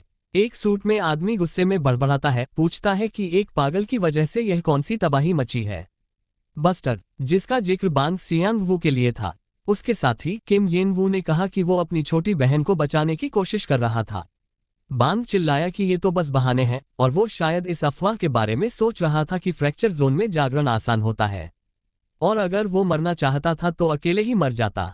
किम ने पूछा कि उनके साथी गिल्मा ने क्या कहा और बांग ने जवाब दिया कि वो तो बस मैनुअल काम था और वो उनसे लहर का इंतजार करने को कह रहा था, लेकिन फिर उसने सोचा क्यों, तो किम ने कहा कि शायद फ्रैक्चर थे।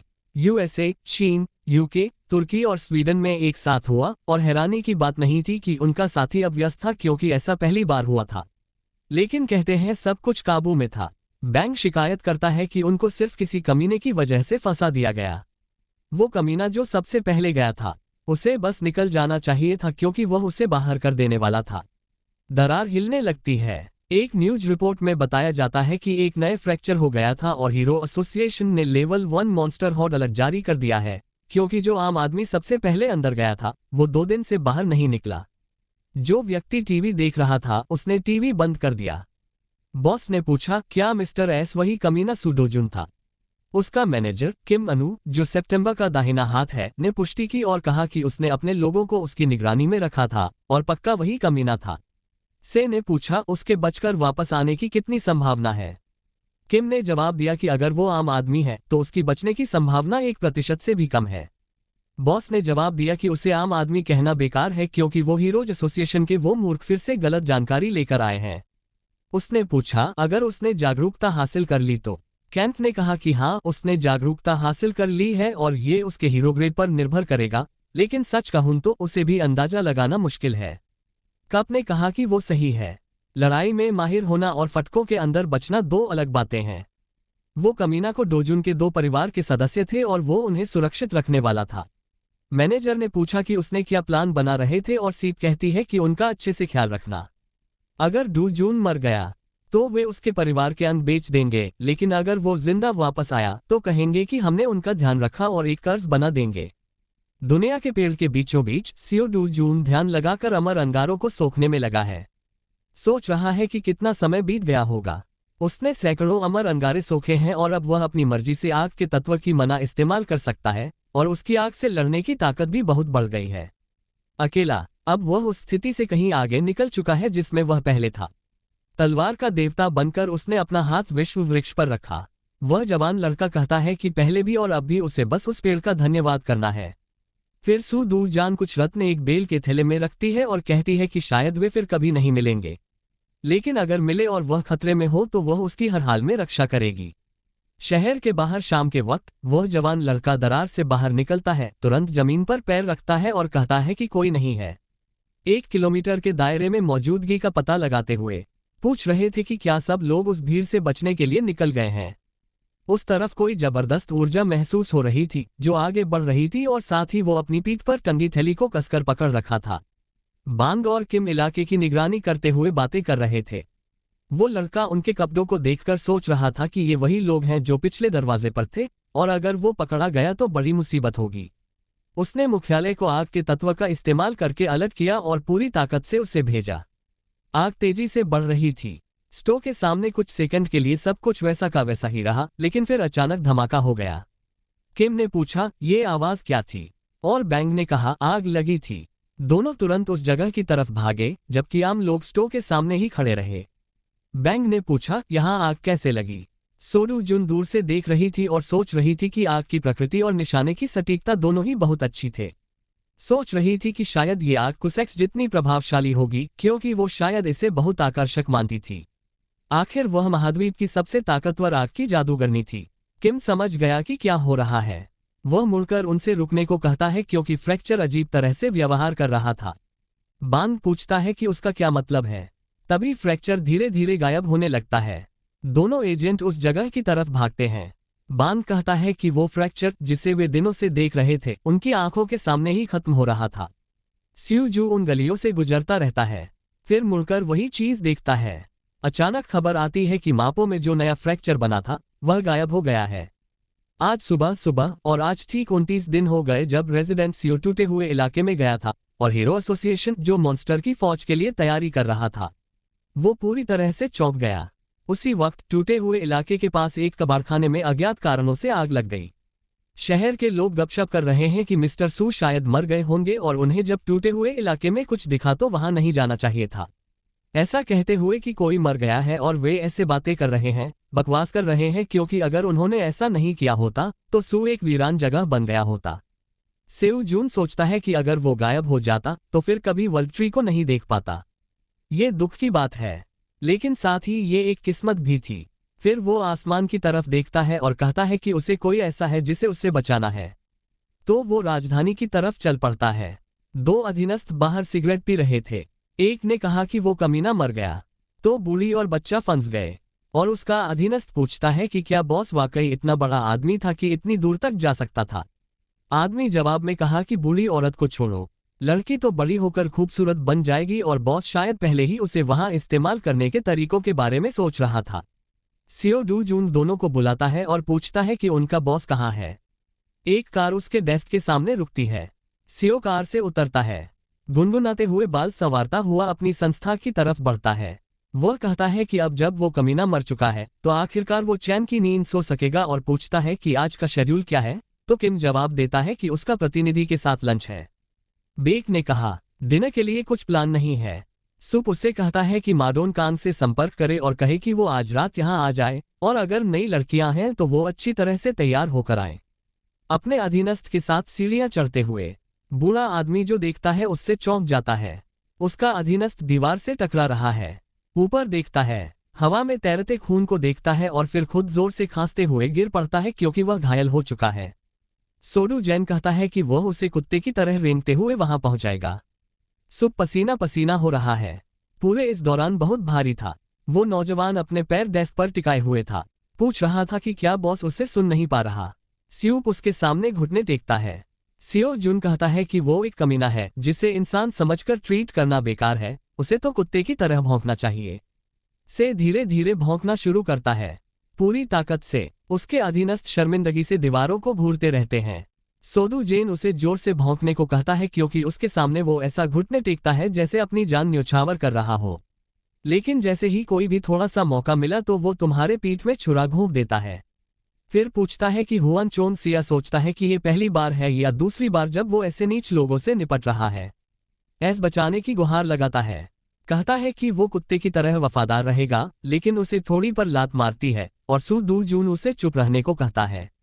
बॉस पीछे हटता है, खून बह रहा होता है। सो जून मैनेजर को बुलाता है, कहता है कि अब वो नया बॉस होगा और उसे उस अमानवीय हरामी के नीचे कुत्ते की तरह काम नहीं करना चाहिए। कहता है कि उसे उन बड़े लोगों से निपटना चाहिए जो खुद काम नहीं करते उनके लिए, और कि वह इसे मंजूर कर देगा। मैनेजर ने गहरी सांस ली और कहा कि उसके बॉस के कुछ कनेक्शन है और अगर वह अचानक नया नेता बन गया तो लोग शक कर सकते हैं। इसलिए वह बस एक बार उसके बॉस को बचाने की गुहार लगाता है। साफ तौर पर नाराज सियो जुन कहता है कि खुद को बेकार समझना उसकी खासियत है और अगर वे ऐसा करने को तैयार नहीं हैं तो उसे ही राक्षसों के सामने खाना बना दें। सहायक, मैनेजर और बॉस ये सुनकर घबरा जाते हैं।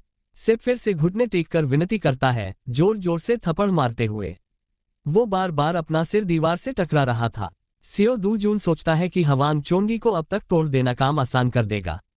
फिर सोचता है कि वो कब इतना नर्म दिल हो गया। वह बॉस की ओर हाथ बढ़ाता है और कहता है अब से मुस्कुराता है और उसका हाथ पकड़ता है। अब तक की सारी बातों के लिए माफी मांगता है और कहता है कि अब से वो सिर्फ कॉन्ग एनएम की सेवा करेगा। लेकिन फिर उसे महसूस होता है कि उसका हाथ जल रहा है। सेऊ जून कहता है कि यही उसकी आखिरी मौका था और जलते हुए हाथ को फेंक देता है। पुराने हाथ की राख धीरे धीरे शुरू होती है हवा में गायब हो जाना। सीप दर्द में कराहता है अपनी कलाई पकड़ते हुए, जबकि स्यू जो चेतावनी देता है कि अगर उसके परिवार पर एक भी खरोंच आए तो उन्हें खत्म कर दिया जाएगा और उन्हें पूरी जिम्मेदारी लेकर 24 घंटे उनकी रक्षा करनी होगी। आधिकारिक तौर पर दू जो एक ऐसी मौजूदगी बन गया था जो एक टूटन के साथ ही गायब हो गई। वह अपनी बहन के साथ एक रेस्टोरेंट में खाना खा रहा था, सोचते हुए कि सरकार, हीरो एसोसिएशन और सभी मीडिया उसे ऐसा मान रहे थे जैसे वह अब मौजूद ही नहीं है। और अगर उसने फिर से ये साबित किया कि वह जिंदा है तो मुश्किल हालात बनाते हैं। वान चोन सी जल्दी ही नया घर ढूंढ लेगा और उसे सावधानी से जाना होगा। इन अपनी हैमबर्गर खा रही है और कहती है कि जब हम ऐसे बाहर जाते हैं तो अच्छा लगता है। सियो जान कहती है कि वो भी दूसरे बच्चों की तरह किंडरगार्टन जा सकती है और स्कूल भी। लेकिन एन्योंग अब थोड़ा उदास लग रहा है। डोजुन पूछता है क्या उसे किंडरगार्टन पसंद नहीं है और छोटी लड़की सिर हिला देती है क्योंकि बच्चे उसे माँ बाप नहीं होने की वजह से तंग करते हैं। डोजुन कुछ सेकंड चुप रहता है, फिर कहता है कि कोई बात नहीं, उसे ऐसा करने की जरूरत नहीं है। जाओ और उन कमीने लोगों के चेहरे देखने की जरूरत नहीं है। वह अगली साल सीधे सामान्य स्कूल में शुरू कर सकती है। लड़की खुश होकर कहती है कि उसे किंडरगार्टन जाने की जरूरत नहीं है। डोजान सोचता है कि क्या उसे प्राइवेट स्कूल भेजना चाहिए जहां कोई उसे नीचा ना दिखा सके। वह दादी और छोटी लड़की को होटल में रखने का भी सोचता है और सोचता है कि क्या उन्हें समझ नहीं है। मैनेजर कहता है कि होटल उसकी कंपनी ने बनाया है और सुरक्षा के मामले में पूरी तरह ठीक है। लेकिन डुजैन उसे बीच में रोक देता है और कहता है कि इसे भूल जाओ। कमरे में दाखिल होते ही यिनयोंग आता है। अपनी पूरी ताकत से भाई को गले लगाते हुए उसे पुकारती है। दादी अपने पोते का हाथ पकड़कर कहती है कि वह सच में जिंदा लौट आया है। येन्योन भी रोते हुए भाई को पुकारती है। वहीं युवक थोड़ा हिचकिचाते हुए कहता है कि हाँ, वह घर जिंदा आया है और पूछता है कि क्या उसका भाई भी हीरो है। डोजान सोचता है कि क्या वह चाहता है कि उसका भाई हीरो बने, लेकिन लड़की सिर हिलाकर कहती है कि नहीं, क्योंकि हीरो डरावने राक्षसों से लड़ते हैं और कभी कभी अपनी जान भी गंवा देते हैं। इसलिए वह उम्मीद करती है कि उसका भाई जिंदा रहेगा। वो और दादी से बहुत समय तक। डोजान कुछ कहने की कोशिश करता है लेकिन फिर मुंह बंद कर लेता है। वो लड़की की बातों पर सोचता है क्योंकि अपनी सख्त पुरानी दुनिया में भी वो इंसान था जो आखिरी तक जिंदा रहा। जब बहुत सारे राक्षसों से लड़ते हैं तो कुछ चीजें खो जाती हैं।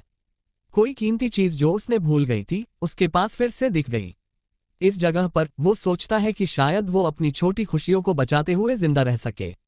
एक हेलीकॉप्टर आसमान में उड़ता हुआ जाता है। कोरिया गणराज्य के हीरो एसोसिएशन नेतावान संस्थापक हीरो एसोसिएशन और वर्ल्ड हीरो फेडरेशन के डायरेक्टर पूछते हैं कि क्या सच में उन्हें कुछ भी नहीं मिला। उनका अधीनस्थ जवाब देता है हाँ, और फिलहाल वे कुछ भी तय नहीं कर पा रहे हैं। नाटा शिकायत करता है कि ऐसा झटका अचानक खुद ब खुद गायब हो जाना कितना निराशाजनक है। असिस्टेंट कहती है कि हाँ, वेरिएबल्स तो खतरनाक होते हैं, अच्छा होता अगर कोई झुंड आ जाता। लेकिन नाटा उसे चेतावनी देता है कि अपने शब्दों का ध्यान रखो, क्योंकि आम जनता की सुरक्षा को देखते हुए ये सच में सौभाग्य की बात थी। और लड़की माफी मांगती है। नताहवांग दुनिया के 100 सबसे सम्मानित हीरोज में से एक हैं, और अगर वे कभी राष्ट्रपति पद के लिए चुनाव लड़ें तो उनकी वोटिंग रेट इतिहास में सबसे ज्यादा होगी, और इसे देखते हुए वे लोगों को प्रभावित कर सकते हैं। लेकिन उनकी दिलचस्पी राष्ट्रपति पद या कंपनियों में नहीं है, बस आम जनता की सुरक्षा और आपात तैयारी में है। नताह कहते हैं कि अगर बहुत देर हो जाती है तो उन्हें फिर से पूरी जांच करनी होगी, और एजेंट जवाब देता है कि वह समझ गया है और कि फ्रैक्चर जोन का निवासी घर बेचने के लिए राजी हो गया है। राष्ट्रपति कहते हैं उससे मार्केट प्राइस से ज्यादा पैसे देने को कहा ताकि उन्हें नीचा ना माना जाए। उसे उम्मीद है कि इससे थोड़ी राहत मिलेगी। फिर वह एक कंप्यूटर को कंट्रोल करता है और उस इलाके का डेटा एनालिसिस करता है। दरार एक साथ दूसरे देशों में भी हुई थी, जो सामान्य नहीं था। लड़की पूछती है कि क्या चीन और अमेरिका पहले ही कंट्रोल फेज में आ गए हैं, तो नेट जवाब देता है कि असली दिक्कत यूके की है, क्योंकि वहां के कीमती हीरोज दूसरे फ्रैक्चर्स में भेज दिए गए हैं। लेकिन तभी वह अपने कंप्यूटर पर एक नोटिफिकेशन देखता है जिसमें लिखा है, ये सच नहीं हो सकता। उसके स्क्रीन पर इमरजेंसी अलर्ट चल रहे थे, जिसमें कहा जा रहा था कि यूके में फूट पड़ने की खतरा है। एक लोकल मेट्रो स्टेशन पर डुजान अपनी रोज की हुडी पहनकर चल रहा था। वो जेम एक्सचेंज की दुकान की तरफ बढ़ा और दरवाजा खोला।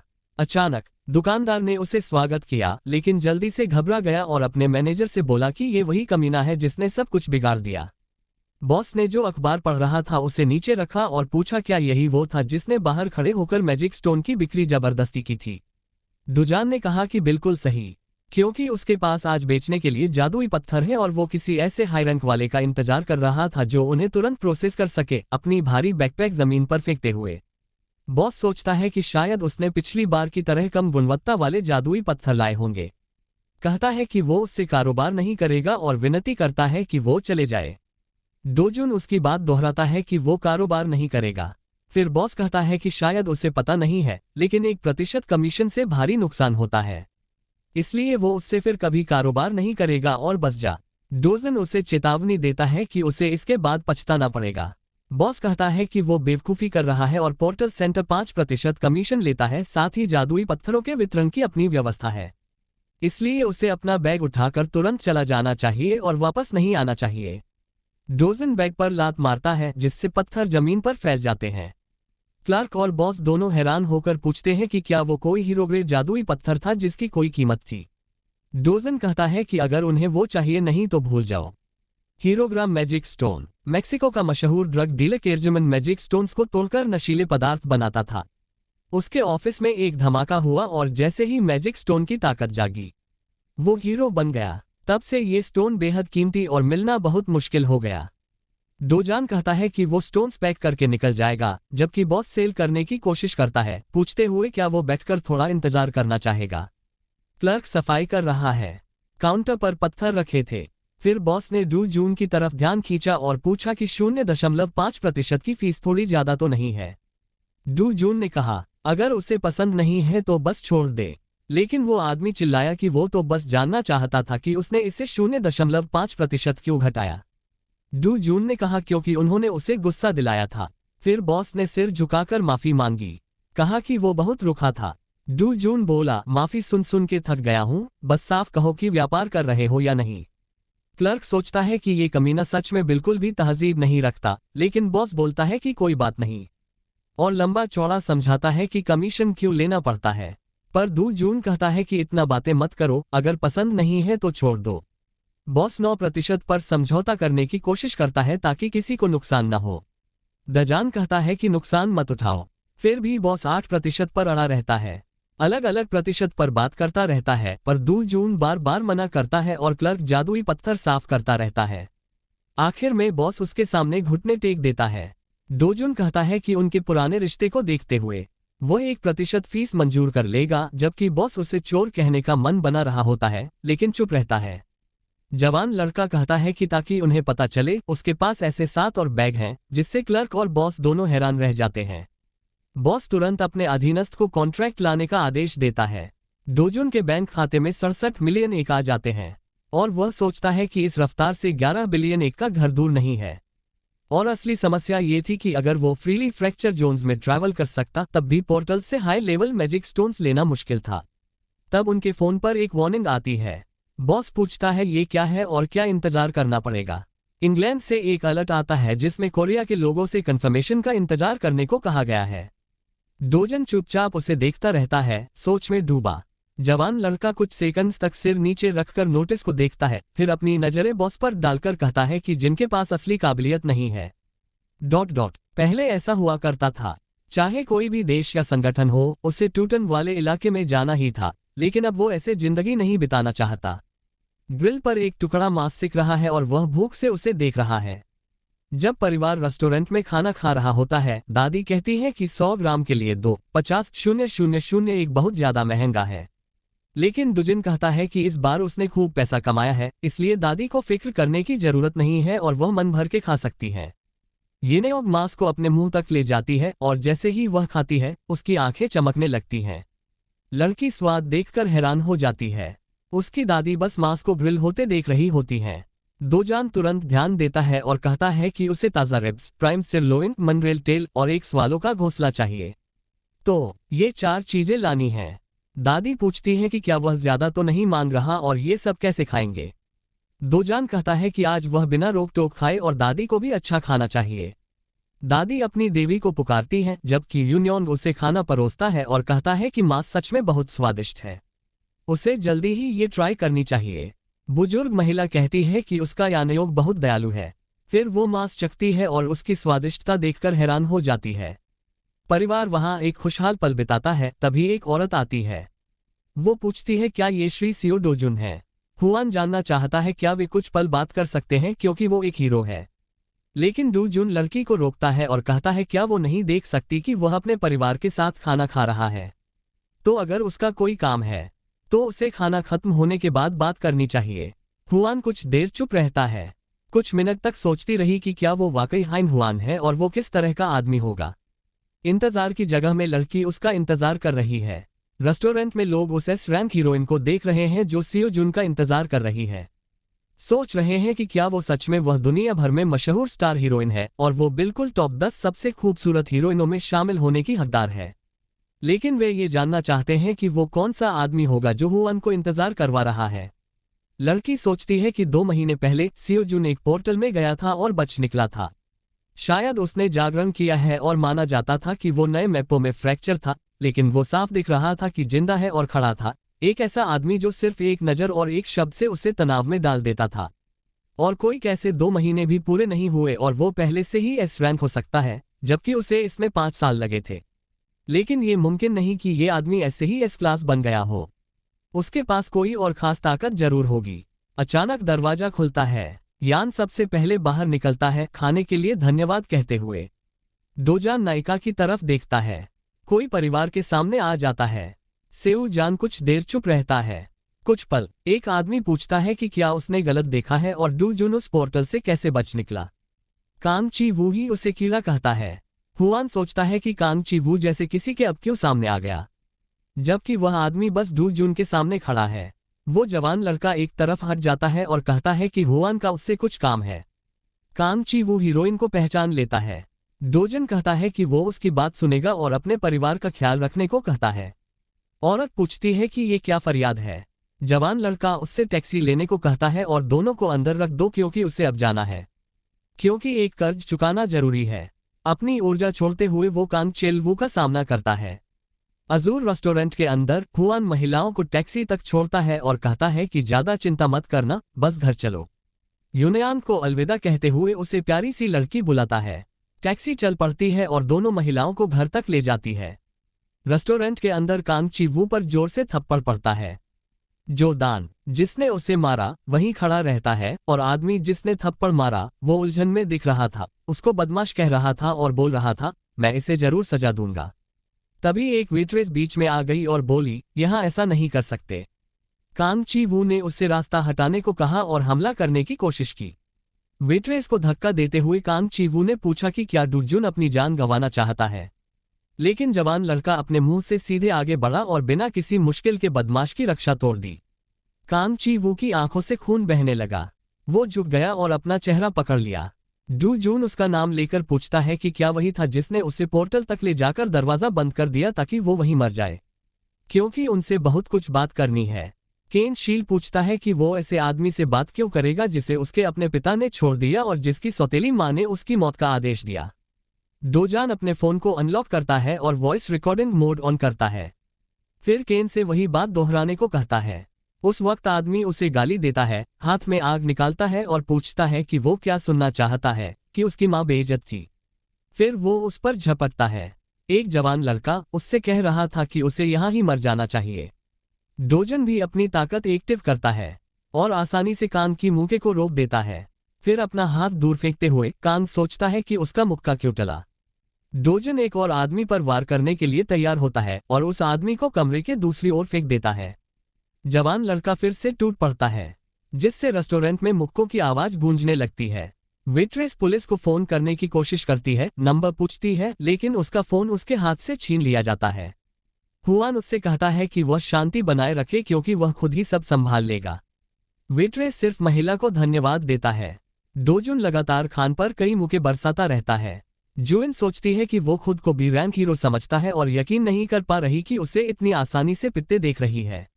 वह सोचती है कि शायद डुजुन बी रैंक से ऊपर है, शायद तो ए रैंक भी पार कर गया हो, लेकिन फिर भी उसे शक होता है कि क्या सच में कोई बी रैंक को ऐसे संभाल सकता है। फिर वो मिस्टर सु डोजुन को आवाज लगाती है, कहती है कि वो उस आदमी को मार डालेगा। युवा लड़का बस नीचे देखता है, फिर कांग को अपनी पकड़ से छोड़ देता है। लड़की पूछती है कि उसे कांग के बारे में कितना पता है। डोजुन कहता है कि उसे काफी पता है और इससे क्या फर्क पड़ता है। हुआन कहता है कि ये साफ है क्योंकि कांग चीवू का कजिन एस रैंक कांग योन पियो है। डोजान पूछता है कि समस्या क्या है। हुआन सोचता है कि उससे ये सब पता होते हुए भी वो नतीजों की परवाह नहीं करता। फिर उसे चेतावनी देता है कि कांग चीवू इतने आगे तक इसलिए जा पाता है क्योंकि योन पियो उसकी रक्षा करता है, और ये खतरनाक है क्योंकि इससे उसके लिए बड़ी गलतफहमी हो सकती है।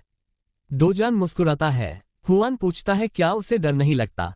यांग पियो, वो जवान लड़का कहता है कि उससे भी ज्यादा जो बात उसे चिढ़ा रही है वो ये है कि वो उसके बारे में इतना कुछ जानती है। दोनों एक दूसरे को तीखी नजर से घूर रहे हैं। वहीं पास छुपी वेट्रेस सोच रही है कि हुआन सब संभाल लेगा। हुआन माफी मांगता है कि फिर से आ गया, लेकिन उसके चाचा ने बुलाया था और पूछता है कि क्या वो जेनान की रत्न की दुकान पर गया है और अपने पत्थर बेच दिए हैं, लेकिन उससे कहता है कि वो उसे बेच दे। डोजन पूछता है कि वो कितना खरीदना चाहती है, तो लड़की जवाब देती है कि वो सब कुछ खरीदेगी, मिस्टर डोजान के पास है। जवान लड़का जवाब देता है कि उसके पास अभी भी बहुत कुछ है। लड़की कहती है कि एस रैंक हीरोइन के संसाधन कल्पना से परे होते हैं। डोजान कहता है कि उसे इस तरह बेचना पसंद नहीं है, लेकिन उसकी एक शर्त है जो उसके लिए ज्यादा बड़ी नहीं थी। हान जियान, एक बोतल दीवार से टकराकर टूट जाती है। होंग हिजू शिकायत करता है कि उसे तो मर जाना था। उन्हें बताया गया था कि वह उस पोर्टल में अपनी जान गंवा चुका है। मैनेजर ली पर दूसरी बोतल फेंकते हुए वह माफी मांगता है और कहता है कि हीरो एसोसिएशन भी यही सोचता था, वो मर चुका था। औरत उससे बहाने बनाने को कहती है और पूछती है कि वो इसे कैसे संभालेगा, लेकिन मैनेजर ली कहता है कि उसके पास पहले कुछ रिपोर्ट करने को है क्योंकि कांग चियू को डोजान ने हरा दिया है। औरत हैरानी से ये बात दोहराती है क्योंकि शायद सुद डोजान को पहले से कुछ पता है।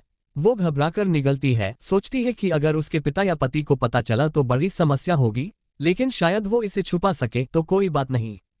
फिर भी अगर ये खबर मीडिया तक पहुंच गई तो ग्रुप के शेयर की कीमत गिर जाएगी, इसलिए वो आदेश देती है कि मीडिया को रोक दो और ये साफ कर दो कि हमारा ग्रुप सभी कमर्शियल्स बंद कर देगा और उनसे कोई भी पार्टनरशिप ऑफर स्वीकार नहीं करेगा।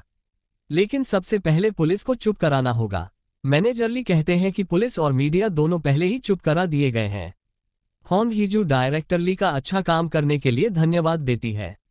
आदमी पूछता है क्या उसे पता है कि ये असली हल नहीं है क्योंकि कांग चीवू कांग योन पियो का कजन है। हीजू हैरानी में योनपियो का नाम दोहराती है। कांग ची वू हीरो की दुनिया में पहले से ही बदनाम था, लेकिन कई लोग कहते हैं कि योनपियो सच में उसकी परवाह करता है।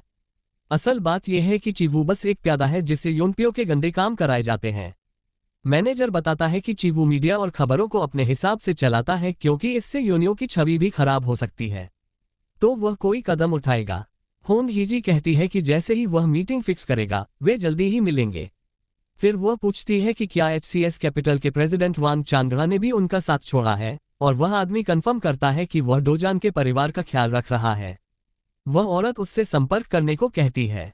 प्रोसिक्यूटर पार्क को तुरंत ही चांगोप को डोजान के लिए छोड़ने की कीमत चुकानी होगी।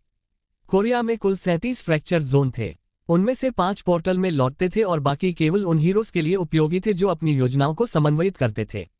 एक एजेंट मिस जियाने की आईडी सौंपता है और उसे सुरक्षित अभियान की शुभकामनाएं देता है। फिर समूह उस फ्रैक्चर जोन में प्रवेश करता है। डोजान सोचता है कि वहां केवल एक ही प्रवेश द्वार है और जियाने की पहचान जानने के बावजूद वे उसकी सुरक्षा की पूरी जांच पड़ताल करेंगे।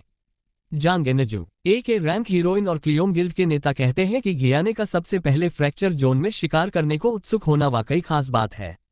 जू येन कहती है कि उसे बस थोड़ा मजा चाहिए था। फिर वो पीछे मुड़कर देखती है जहां डू जुनहुड पहनकर खड़ा था। उसकी शर्त ये थी कि वो उसे किसी फ्रैक्चर जोन में लेकर आए ताकि वह अपने सारे मैजिक स्टोन्स मार्केट प्राइस पर बेच सके।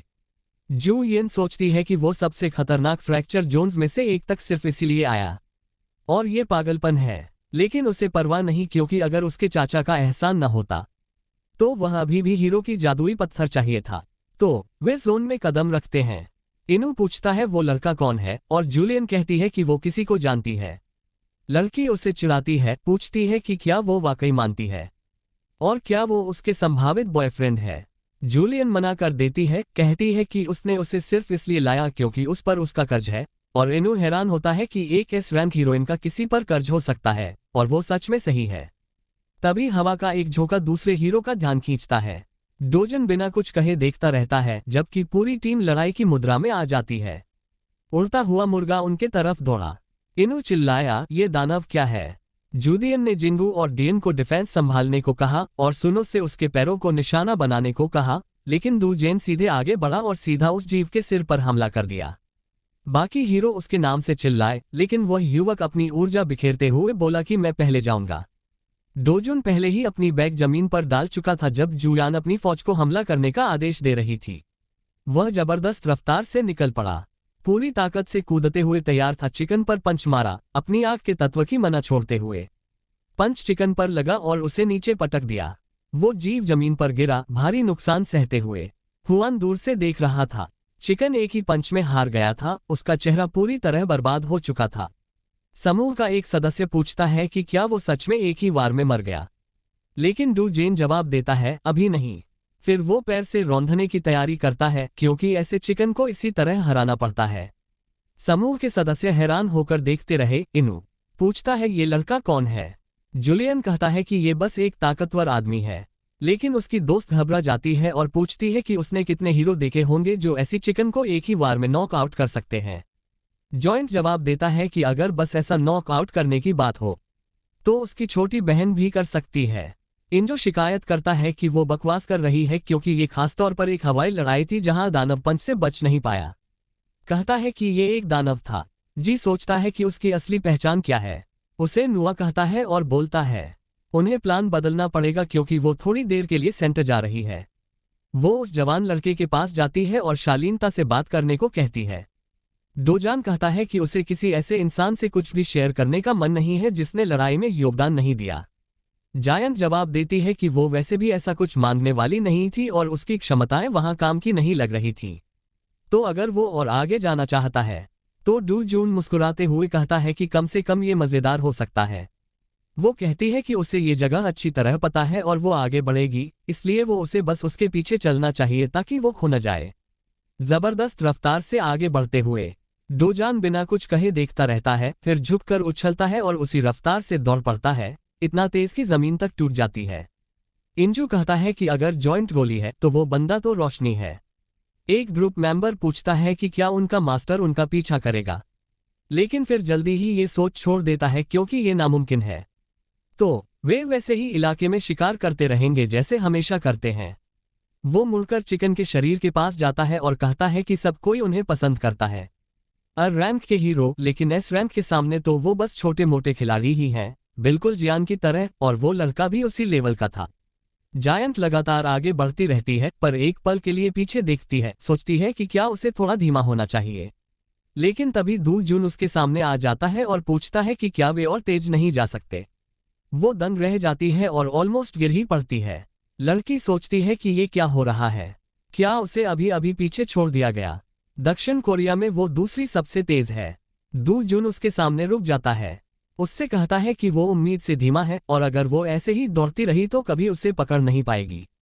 जायंट पूछता है कि उसने कभी उसे पकड़ने की कोशिश ही कब की थी, लेकिन जवान लड़का पहले ही पहाड़ की चोटी की तरफ देख रहा है। वो पूछता है वहां क्या है। जायंट समझाता है कि उस जगह पर इस पहाड़ का सबसे बड़ा राक्षस रहता है, और पूछता है क्या उसने कैसेरियन के बारे में सुना है, जो एक 20 मीटर लंबा दैत्य जैसा मॉन्स्टर है जो लगभग एक वायन जैसा दिखता है, लेकिन उसे हराने के लिए आमतौर पर कम से कम 3S रैंक चाहिए होते हैं। डोजन पूछता है क्या वही वाला है जिसमें सन ग्रेड का मैजिक स्टोन था, और जोन कंफर्म करती है कि वो स्टोन तो काल्पनिक है और सबसे ऊपर वाले ग्रेड से भी ऊपर। लड़का थोड़ी देर के लिए आगे बढ़ता है। वो उससे पूछती है कि क्या वो ऐसा करने का सोच रहा है और कहती है कि अब कोई बेवकूफ़ी मत करना, लेकिन लड़का उसकी बात खत्म होने से पहले ही दौड़ पड़ता है। वो सोचती है कि वो क्या करने वाला है, लेकिन फिर उसके पीछे दौड़ती है, ये सोचकर कि उसका रास्ता फॉलो करेगी। दोनों ही हीरो रास्ते पर आगे बढ़ते हैं, आखिरकार उस रास्ते तक पहुंचते हैं। पहाड़। जॉइंट ने अपनी आंखें चौड़ी कर ली, सोचते हुए कि अभी क्या हुआ। कैसेरियन पहले ही उसके सामने जमीन पर हार चुका था, तो डोजान ने अपनी तलवार अपने बैकपैक में रख ली। जॉइंट सोचती है कि कैसेरियन बहुत ही ताकतवर है। पाक, जो एक टॉप लेवल एस रैंक है और कैसेरियन के शिकार के लिए जाना जाता है, उसने अपनी पहली कोशिश में ही 30 ए रैंक हीरो साथ लाए थे। सारे ए रैंक मर गए और पाक हाइल मुश्किल से बच पाया। उसके बाद सुपरहीरो पाक हाइल ने फिर से लड़ाई के लिए एक और एस रैंक और 200 ए रैंक हीरो लाए। कुछ हीरो ने राक्षस पर प्रोजेक्टाइल फेंके, लेकिन उसका पंख बेलों से जकड़े हुए थे। वही बैलें उस जीव की बाहों को भी थामे हुए थीं। पाक हेल और बाकी लोग उस पर टूट पड़े। कैसेरियन ने गुस्से में गर्जना की और दर्जनों ए रैंक को दूर फेंक दिया। आखिरकार वे कैसेरियन को गिराने में कामयाब रहे, लेकिन इसमें शामिल ज्यादातर हीरोज अपनी जान गंवा बैठे। स्वीट लाइफ पाक हेल्स मेगा गिल्ड उस रीमैच के बाद 3 साल बीत जाने के बाद भी कभी ठीक से उबर नहीं पाए। डोजोन एक पल के लिए पीछे देखता है और पूछता है कि क्या उसे एहसास है कि उसने कुछ भी मदद नहीं की। लड़की सोचती है कि अगर उसने ये सब नहीं देखा होता तो अपने ही आंखों पर विश्वास नहीं कर पा रही थी। वो लंबे समय से सपना देखे हुए राक्षस कैसेरियन को इस आदमी ने एक ही वार में ढेर कर दिया था। डोजन हाथों में क्रिस्टल पकड़कर सोच में डूबा था, फिर बोला कि अब उसे किसी गार्ड की जरूरत नहीं है और आगे से वो अकेले ही चलेगा। उसने पूछा कि क्या वो कैसियान के बाकी बची चीजें नहीं लेगा, तो युवक ने कहा कि क्रिस्टल लेने के बाद भी वहां कई कीमती सामान बाकी रह गए थे। वह जमीन पर रुककर थोड़ा ठहरा और उससे बोला कि वो चीजें बड़ी कीमती नहीं हैं। लड़की उसे देखती रही, बिना कुछ बोले। डोजन कहता है कि उसके लिए दूसरे राक्षसों से क्रिस्टल इकट्ठा करना ज्यादा फायदेमंद है और वो जितना चाहे उतना बाय प्रोडक्ट ले सकती है, इसे उसकी पेमेंट का हिस्सा मानकर। जॉइंट कैसेरियन की पंजों को देखता है, लेकिन कहता है कि उसे भी उनकी जरूरत नहीं है। हीरो का ये ग्रुप जंगल के बीच में बैठा है। क्रिस्टल के बैग जमीन पर पड़े थे। इनू और उसके साथी ध्यान से देख रहे थे। एक आदमी कहता है कि इस बंदे ने तो भारी भारी बैकपैक ले आया है, और वो जादुई क्रिस्टल से भरा हुआ वापस आया। इतनी मात्रा एक गिल्ड भी 20 घंटे में ही शिकार कर पाती, और जो सामान था उसे देखकर शायद 3 पूरे दिन भी लग सकते थे। लड़की पूछती है कि वो कौन था, क्योंकि उसकी रफ्तार और इतनी बड़ी मात्रा असली नहीं लग रही थी। और अगर जो दिग्गज ने कहा वो सच था कि उसने बिना हथियार या किसी खास गियर के एक कैसेरियन को हरा दिया, बस यही बात उसे कोरिया में सबसे ताकतवर या शायद पूरे दुनिया में सबसे मजबूत बना देती। वह पीछे मुड़ी और देखा कि दजान आ चुका था। युवक ने एक और बैग जमीन पर रखा। समूह के सदस्य धीरे से बात करने लगे कि वो उसी तरह एक और बैग भरता गया, और भले ही लोग इस बारे में बात करें, किसी की भी उस पर यकीन नहीं होगा।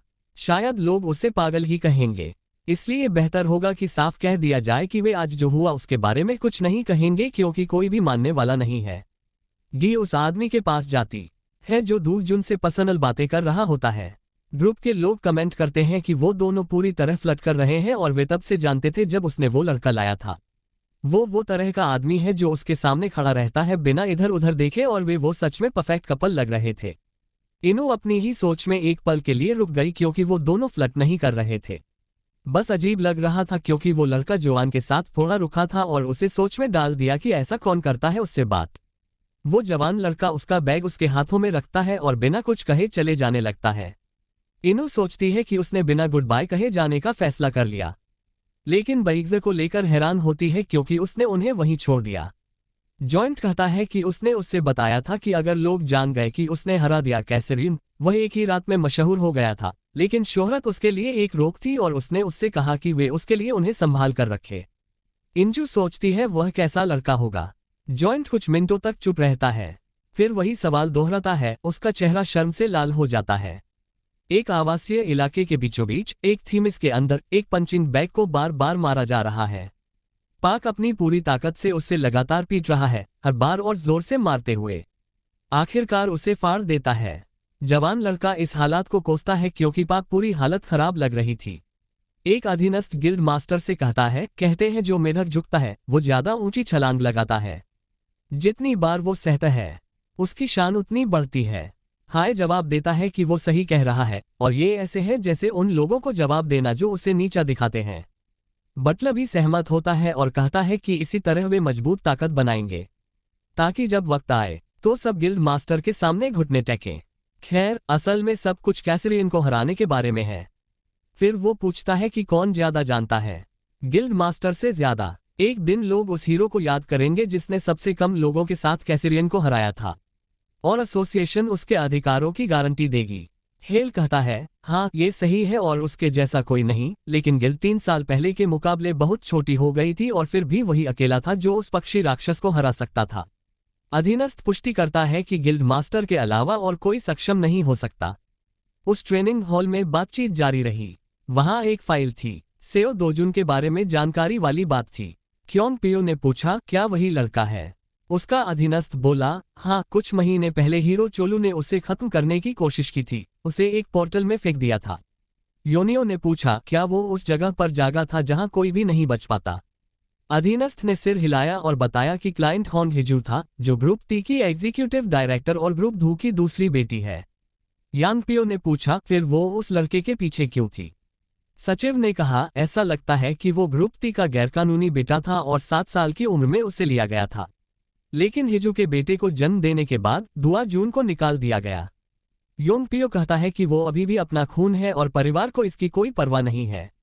जब उसने पूछा कि नौकरी के लिए कितना पैसा दिया गया, तो अधीनस्थ ने कहा कि 3 मिलियन। यंग पियो ने पूछा कि क्या वो हरामी चिल वो पूरी तरह खत्म हो गया? उसने कहा हाँ, उसने बस सुना था कि उसे बेहोश कर दिया गया, लेकिन उसका शरीर जलने के निशानों से भरा था और वो पूरी तरह अंधा हो गया था।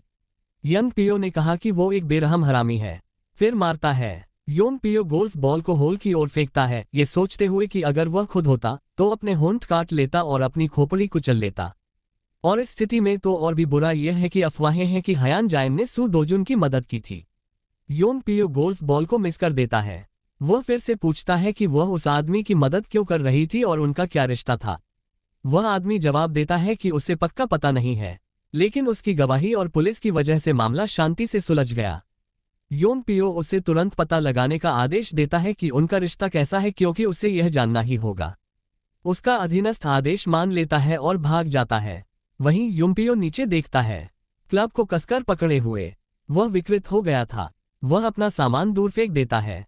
युम्पियो सोचता है कि जल्द ही होंग हिजू आकर शियू की कमी पूरी कर देगी, इसलिए वह इसे स्वीकार कर लेता है और कहता है कि ठीक है, आखिर वह चैबल हैरिस है और उसके पास खूब पैसा होगा। मंद रोशनी वाली एक सड़क पर डू जून उस शांत शहर में घूम रहा है, ये सोचते हुए कि जैसा कि उम्मीद थी फ्रैक्चर्स में खेती करना पोर्टल्स की तुलना में अधिक कुशल था, लेकिन उसे अभी भी वहां जाने के लिए जायंट की मदद चाहिए। लड़की कहती है कि अगर वह कैसरियन माना स्टोन बेचती है तो लोग पूछने लगेंगे कि उन्हें किसने प्राप्त किया और मीडिया उससे परेशान करेगा, इसलिए वह उन्हें बस सुरक्षित रखेगी। और अगर उसका लक्ष्य प्रसिद्धि है तो वह उसे पैसे नहीं देगी, बल्कि पूछेगी कि उसकी क्या योजना है। डोजान उसे बैग पकड़ाते हुए कहता है कि अब उसे फ्रैक्चर जोन में प्रवेश करने का कोई और रास्ता खोजना होगा, लेकिन पहले उसे वॉन चांगेन द्वारा तैयार किए गए नए घर में आराम करना होगा। फिर वह दरवाजा खोलता है। डोजान गुस्से से नीचे देखता है और ध्यान देता है कि वहां सामान्य से अधिक जूते थे। जैसे ही वह कमरे में प्रवेश करता है, येनयोंग उसे पुकारती है। उस कमरे में महिलाओं के सामने कई एजेंट बैठे हैं। एक एजेंट डोजान को गंभीरता से देखता है। येनयोंग उसे गले लगाती है जबकि युवक पूछता है कि ये लोग कौन हैं। गोरे बालों वाले व्यक्ति ने अपना परिचय देते हुए कहा कि वह सोल ऑफिस से अभियोजक पाक चुवान है और उन्होंने कहा कि वह श्रीकुंग चांगा को अवश्य जानते होंगे। डोजन थोड़ा असहज होकर आगे देखता है, लेकिन वह व्यक्ति बताता है कि उसे HCS कैपिटल के CEO वॉन चांगा की अत्यधिक अवैध गतिविधियों में सहायता करने के आरोप में गिरफ्तार किया जा रहा है। अभियोजक कार्यालय में कार्यवाही चल रही है। डोजन कुर्सी से हथकड़ी से बंधा हुआ है। वह थोड़ा तनाव में बगल की ओर देखता है, तभी कोई कमरे में प्रवेश करता है और निदेशक ली से कहता है कि चिंता न करे क्योंकि चांगोप और डू जून दोनों सहयोग कर रहे हैं, लेकिन अपनी बेटी की शिक्षा का ध्यान रखने के लिए उन्हें धन्यवाद देता है। फिर वह निदेशक हॉन को अपना पुरस्कार देने के लिए कहता है। अभियोजक बनने का उसका कारण समाज से ऐसे कचरे को हटाना ही था। वह कागजों के ढेर मेज पर फेंक देता है। च्वांग पूछता है कि वह इतने समय से क्या कर रहा था क्योंकि सूची के अनुसार उसे लगभग 10 साल की जेल होनी चाहिए और हॉन चांग्या के माध्यम से उसके खिलाफ सैकड़ों सबूत पहले से ही मौजूद हैं। डोजुन गुस्से में सामने घूरता रहता है। च्वांग चिढ़ जाता है और इस मूर्ख को अच्छी तरह से देखने के लिए कहता है क्योंकि उसे लगता है कि वह झूठ बोल रहा है। डोजुन पूछता है कि क्या यह उस अंडरस्को होनहिजू की वजह से है। वह आदमी अनजान बनने का नाटक करता है, लेकिन युवक को लगता है कि इस माहौल को देखकर वॉन चांगा का पक्ष पहले ही ध्वस्त हो चुका है। उसने चुप रहने और गुमनाम रहने की कोशिश की।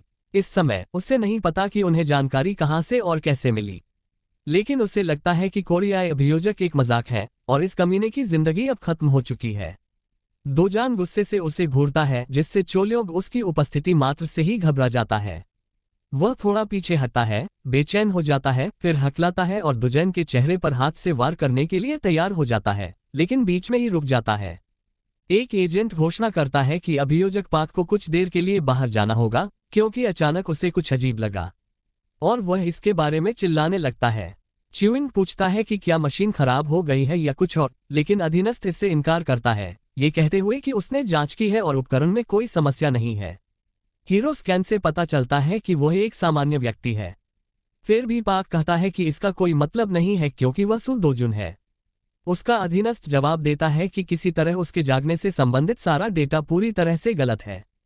पाक को लगता है कि जानकारी ग्रुप 30 से आई है, इसलिए इसके गलत होने का कोई चांस ही नहीं है, और होनकू का नाम जानना इसे साबित करता है। कुर्सी पर बैठे बैठे डोजन ने एक गहरी सांस ली, ये सोचते हुए कि अब उसे समझ आ गया है कि लोग कोरियाई अभियोजकों को बेकार क्यों कहते हैं और उसे सब कुछ नष्ट कर देना चाहिए। बस अपनी दादी और येयानयों को लेकर कहीं भाग जाना चाहिए। जायंट ने उस युवक को देखकर हैरानी से पूछा कि वह यहाँ क्या कर रहा है। डोजन ने जवाब दिया कि उसे खुद भी नहीं पता कि क्यों। लड़की ने पूछा कि क्या उसने कुछ गंभीर किया है, और युवक ने कहा कि वह चौंक गई थी, लेकिन अपनी शक्ति का इस्तेमाल करने से मामला और बिगड़ जाएगा, इसलिए वह जानना चाहता है कि क्या वह मदद करने आई है। लड़की ने जवाब दिया, बिल्कुल नहीं, लेकिन वह बस ये जानना चाहती है कि क्या उसने सच में कुछ गलत नहीं किया है क्योंकि वह किसी निर्दोष व्यक्ति पर झूठे आरोप को अनदेखा नहीं कर सकती। डोजन ने जवाब दिया कि अगर बस यही बात है, तो लड़की ने चेतावनी दी कि हीरो एसोसिएशन जांच शुरू करने वाला है और वे बिना लाइसेंस वाले हीरोज और नापो के घर में हुई गड़बड़ी पर नजर रख रहे हैं। डोजन ने अपने परिवार के बारे में पूछा। लड़की शिकायत करती है कि वह उसके साथ किसी सेक्रेटरी जैसा व्यवहार कर रहा है और पूछती है कि क्या वह उससे सिर्फ काम की जांच करने के लिए कहेगा। उसका परिवार भी। डोजान उसे ठंडेपन से देखता है और जायंट नजरें फेरकर जवाब देता है कि उसका परिवार सुरक्षित है और उसे चिंता करने की जरूरत नहीं है।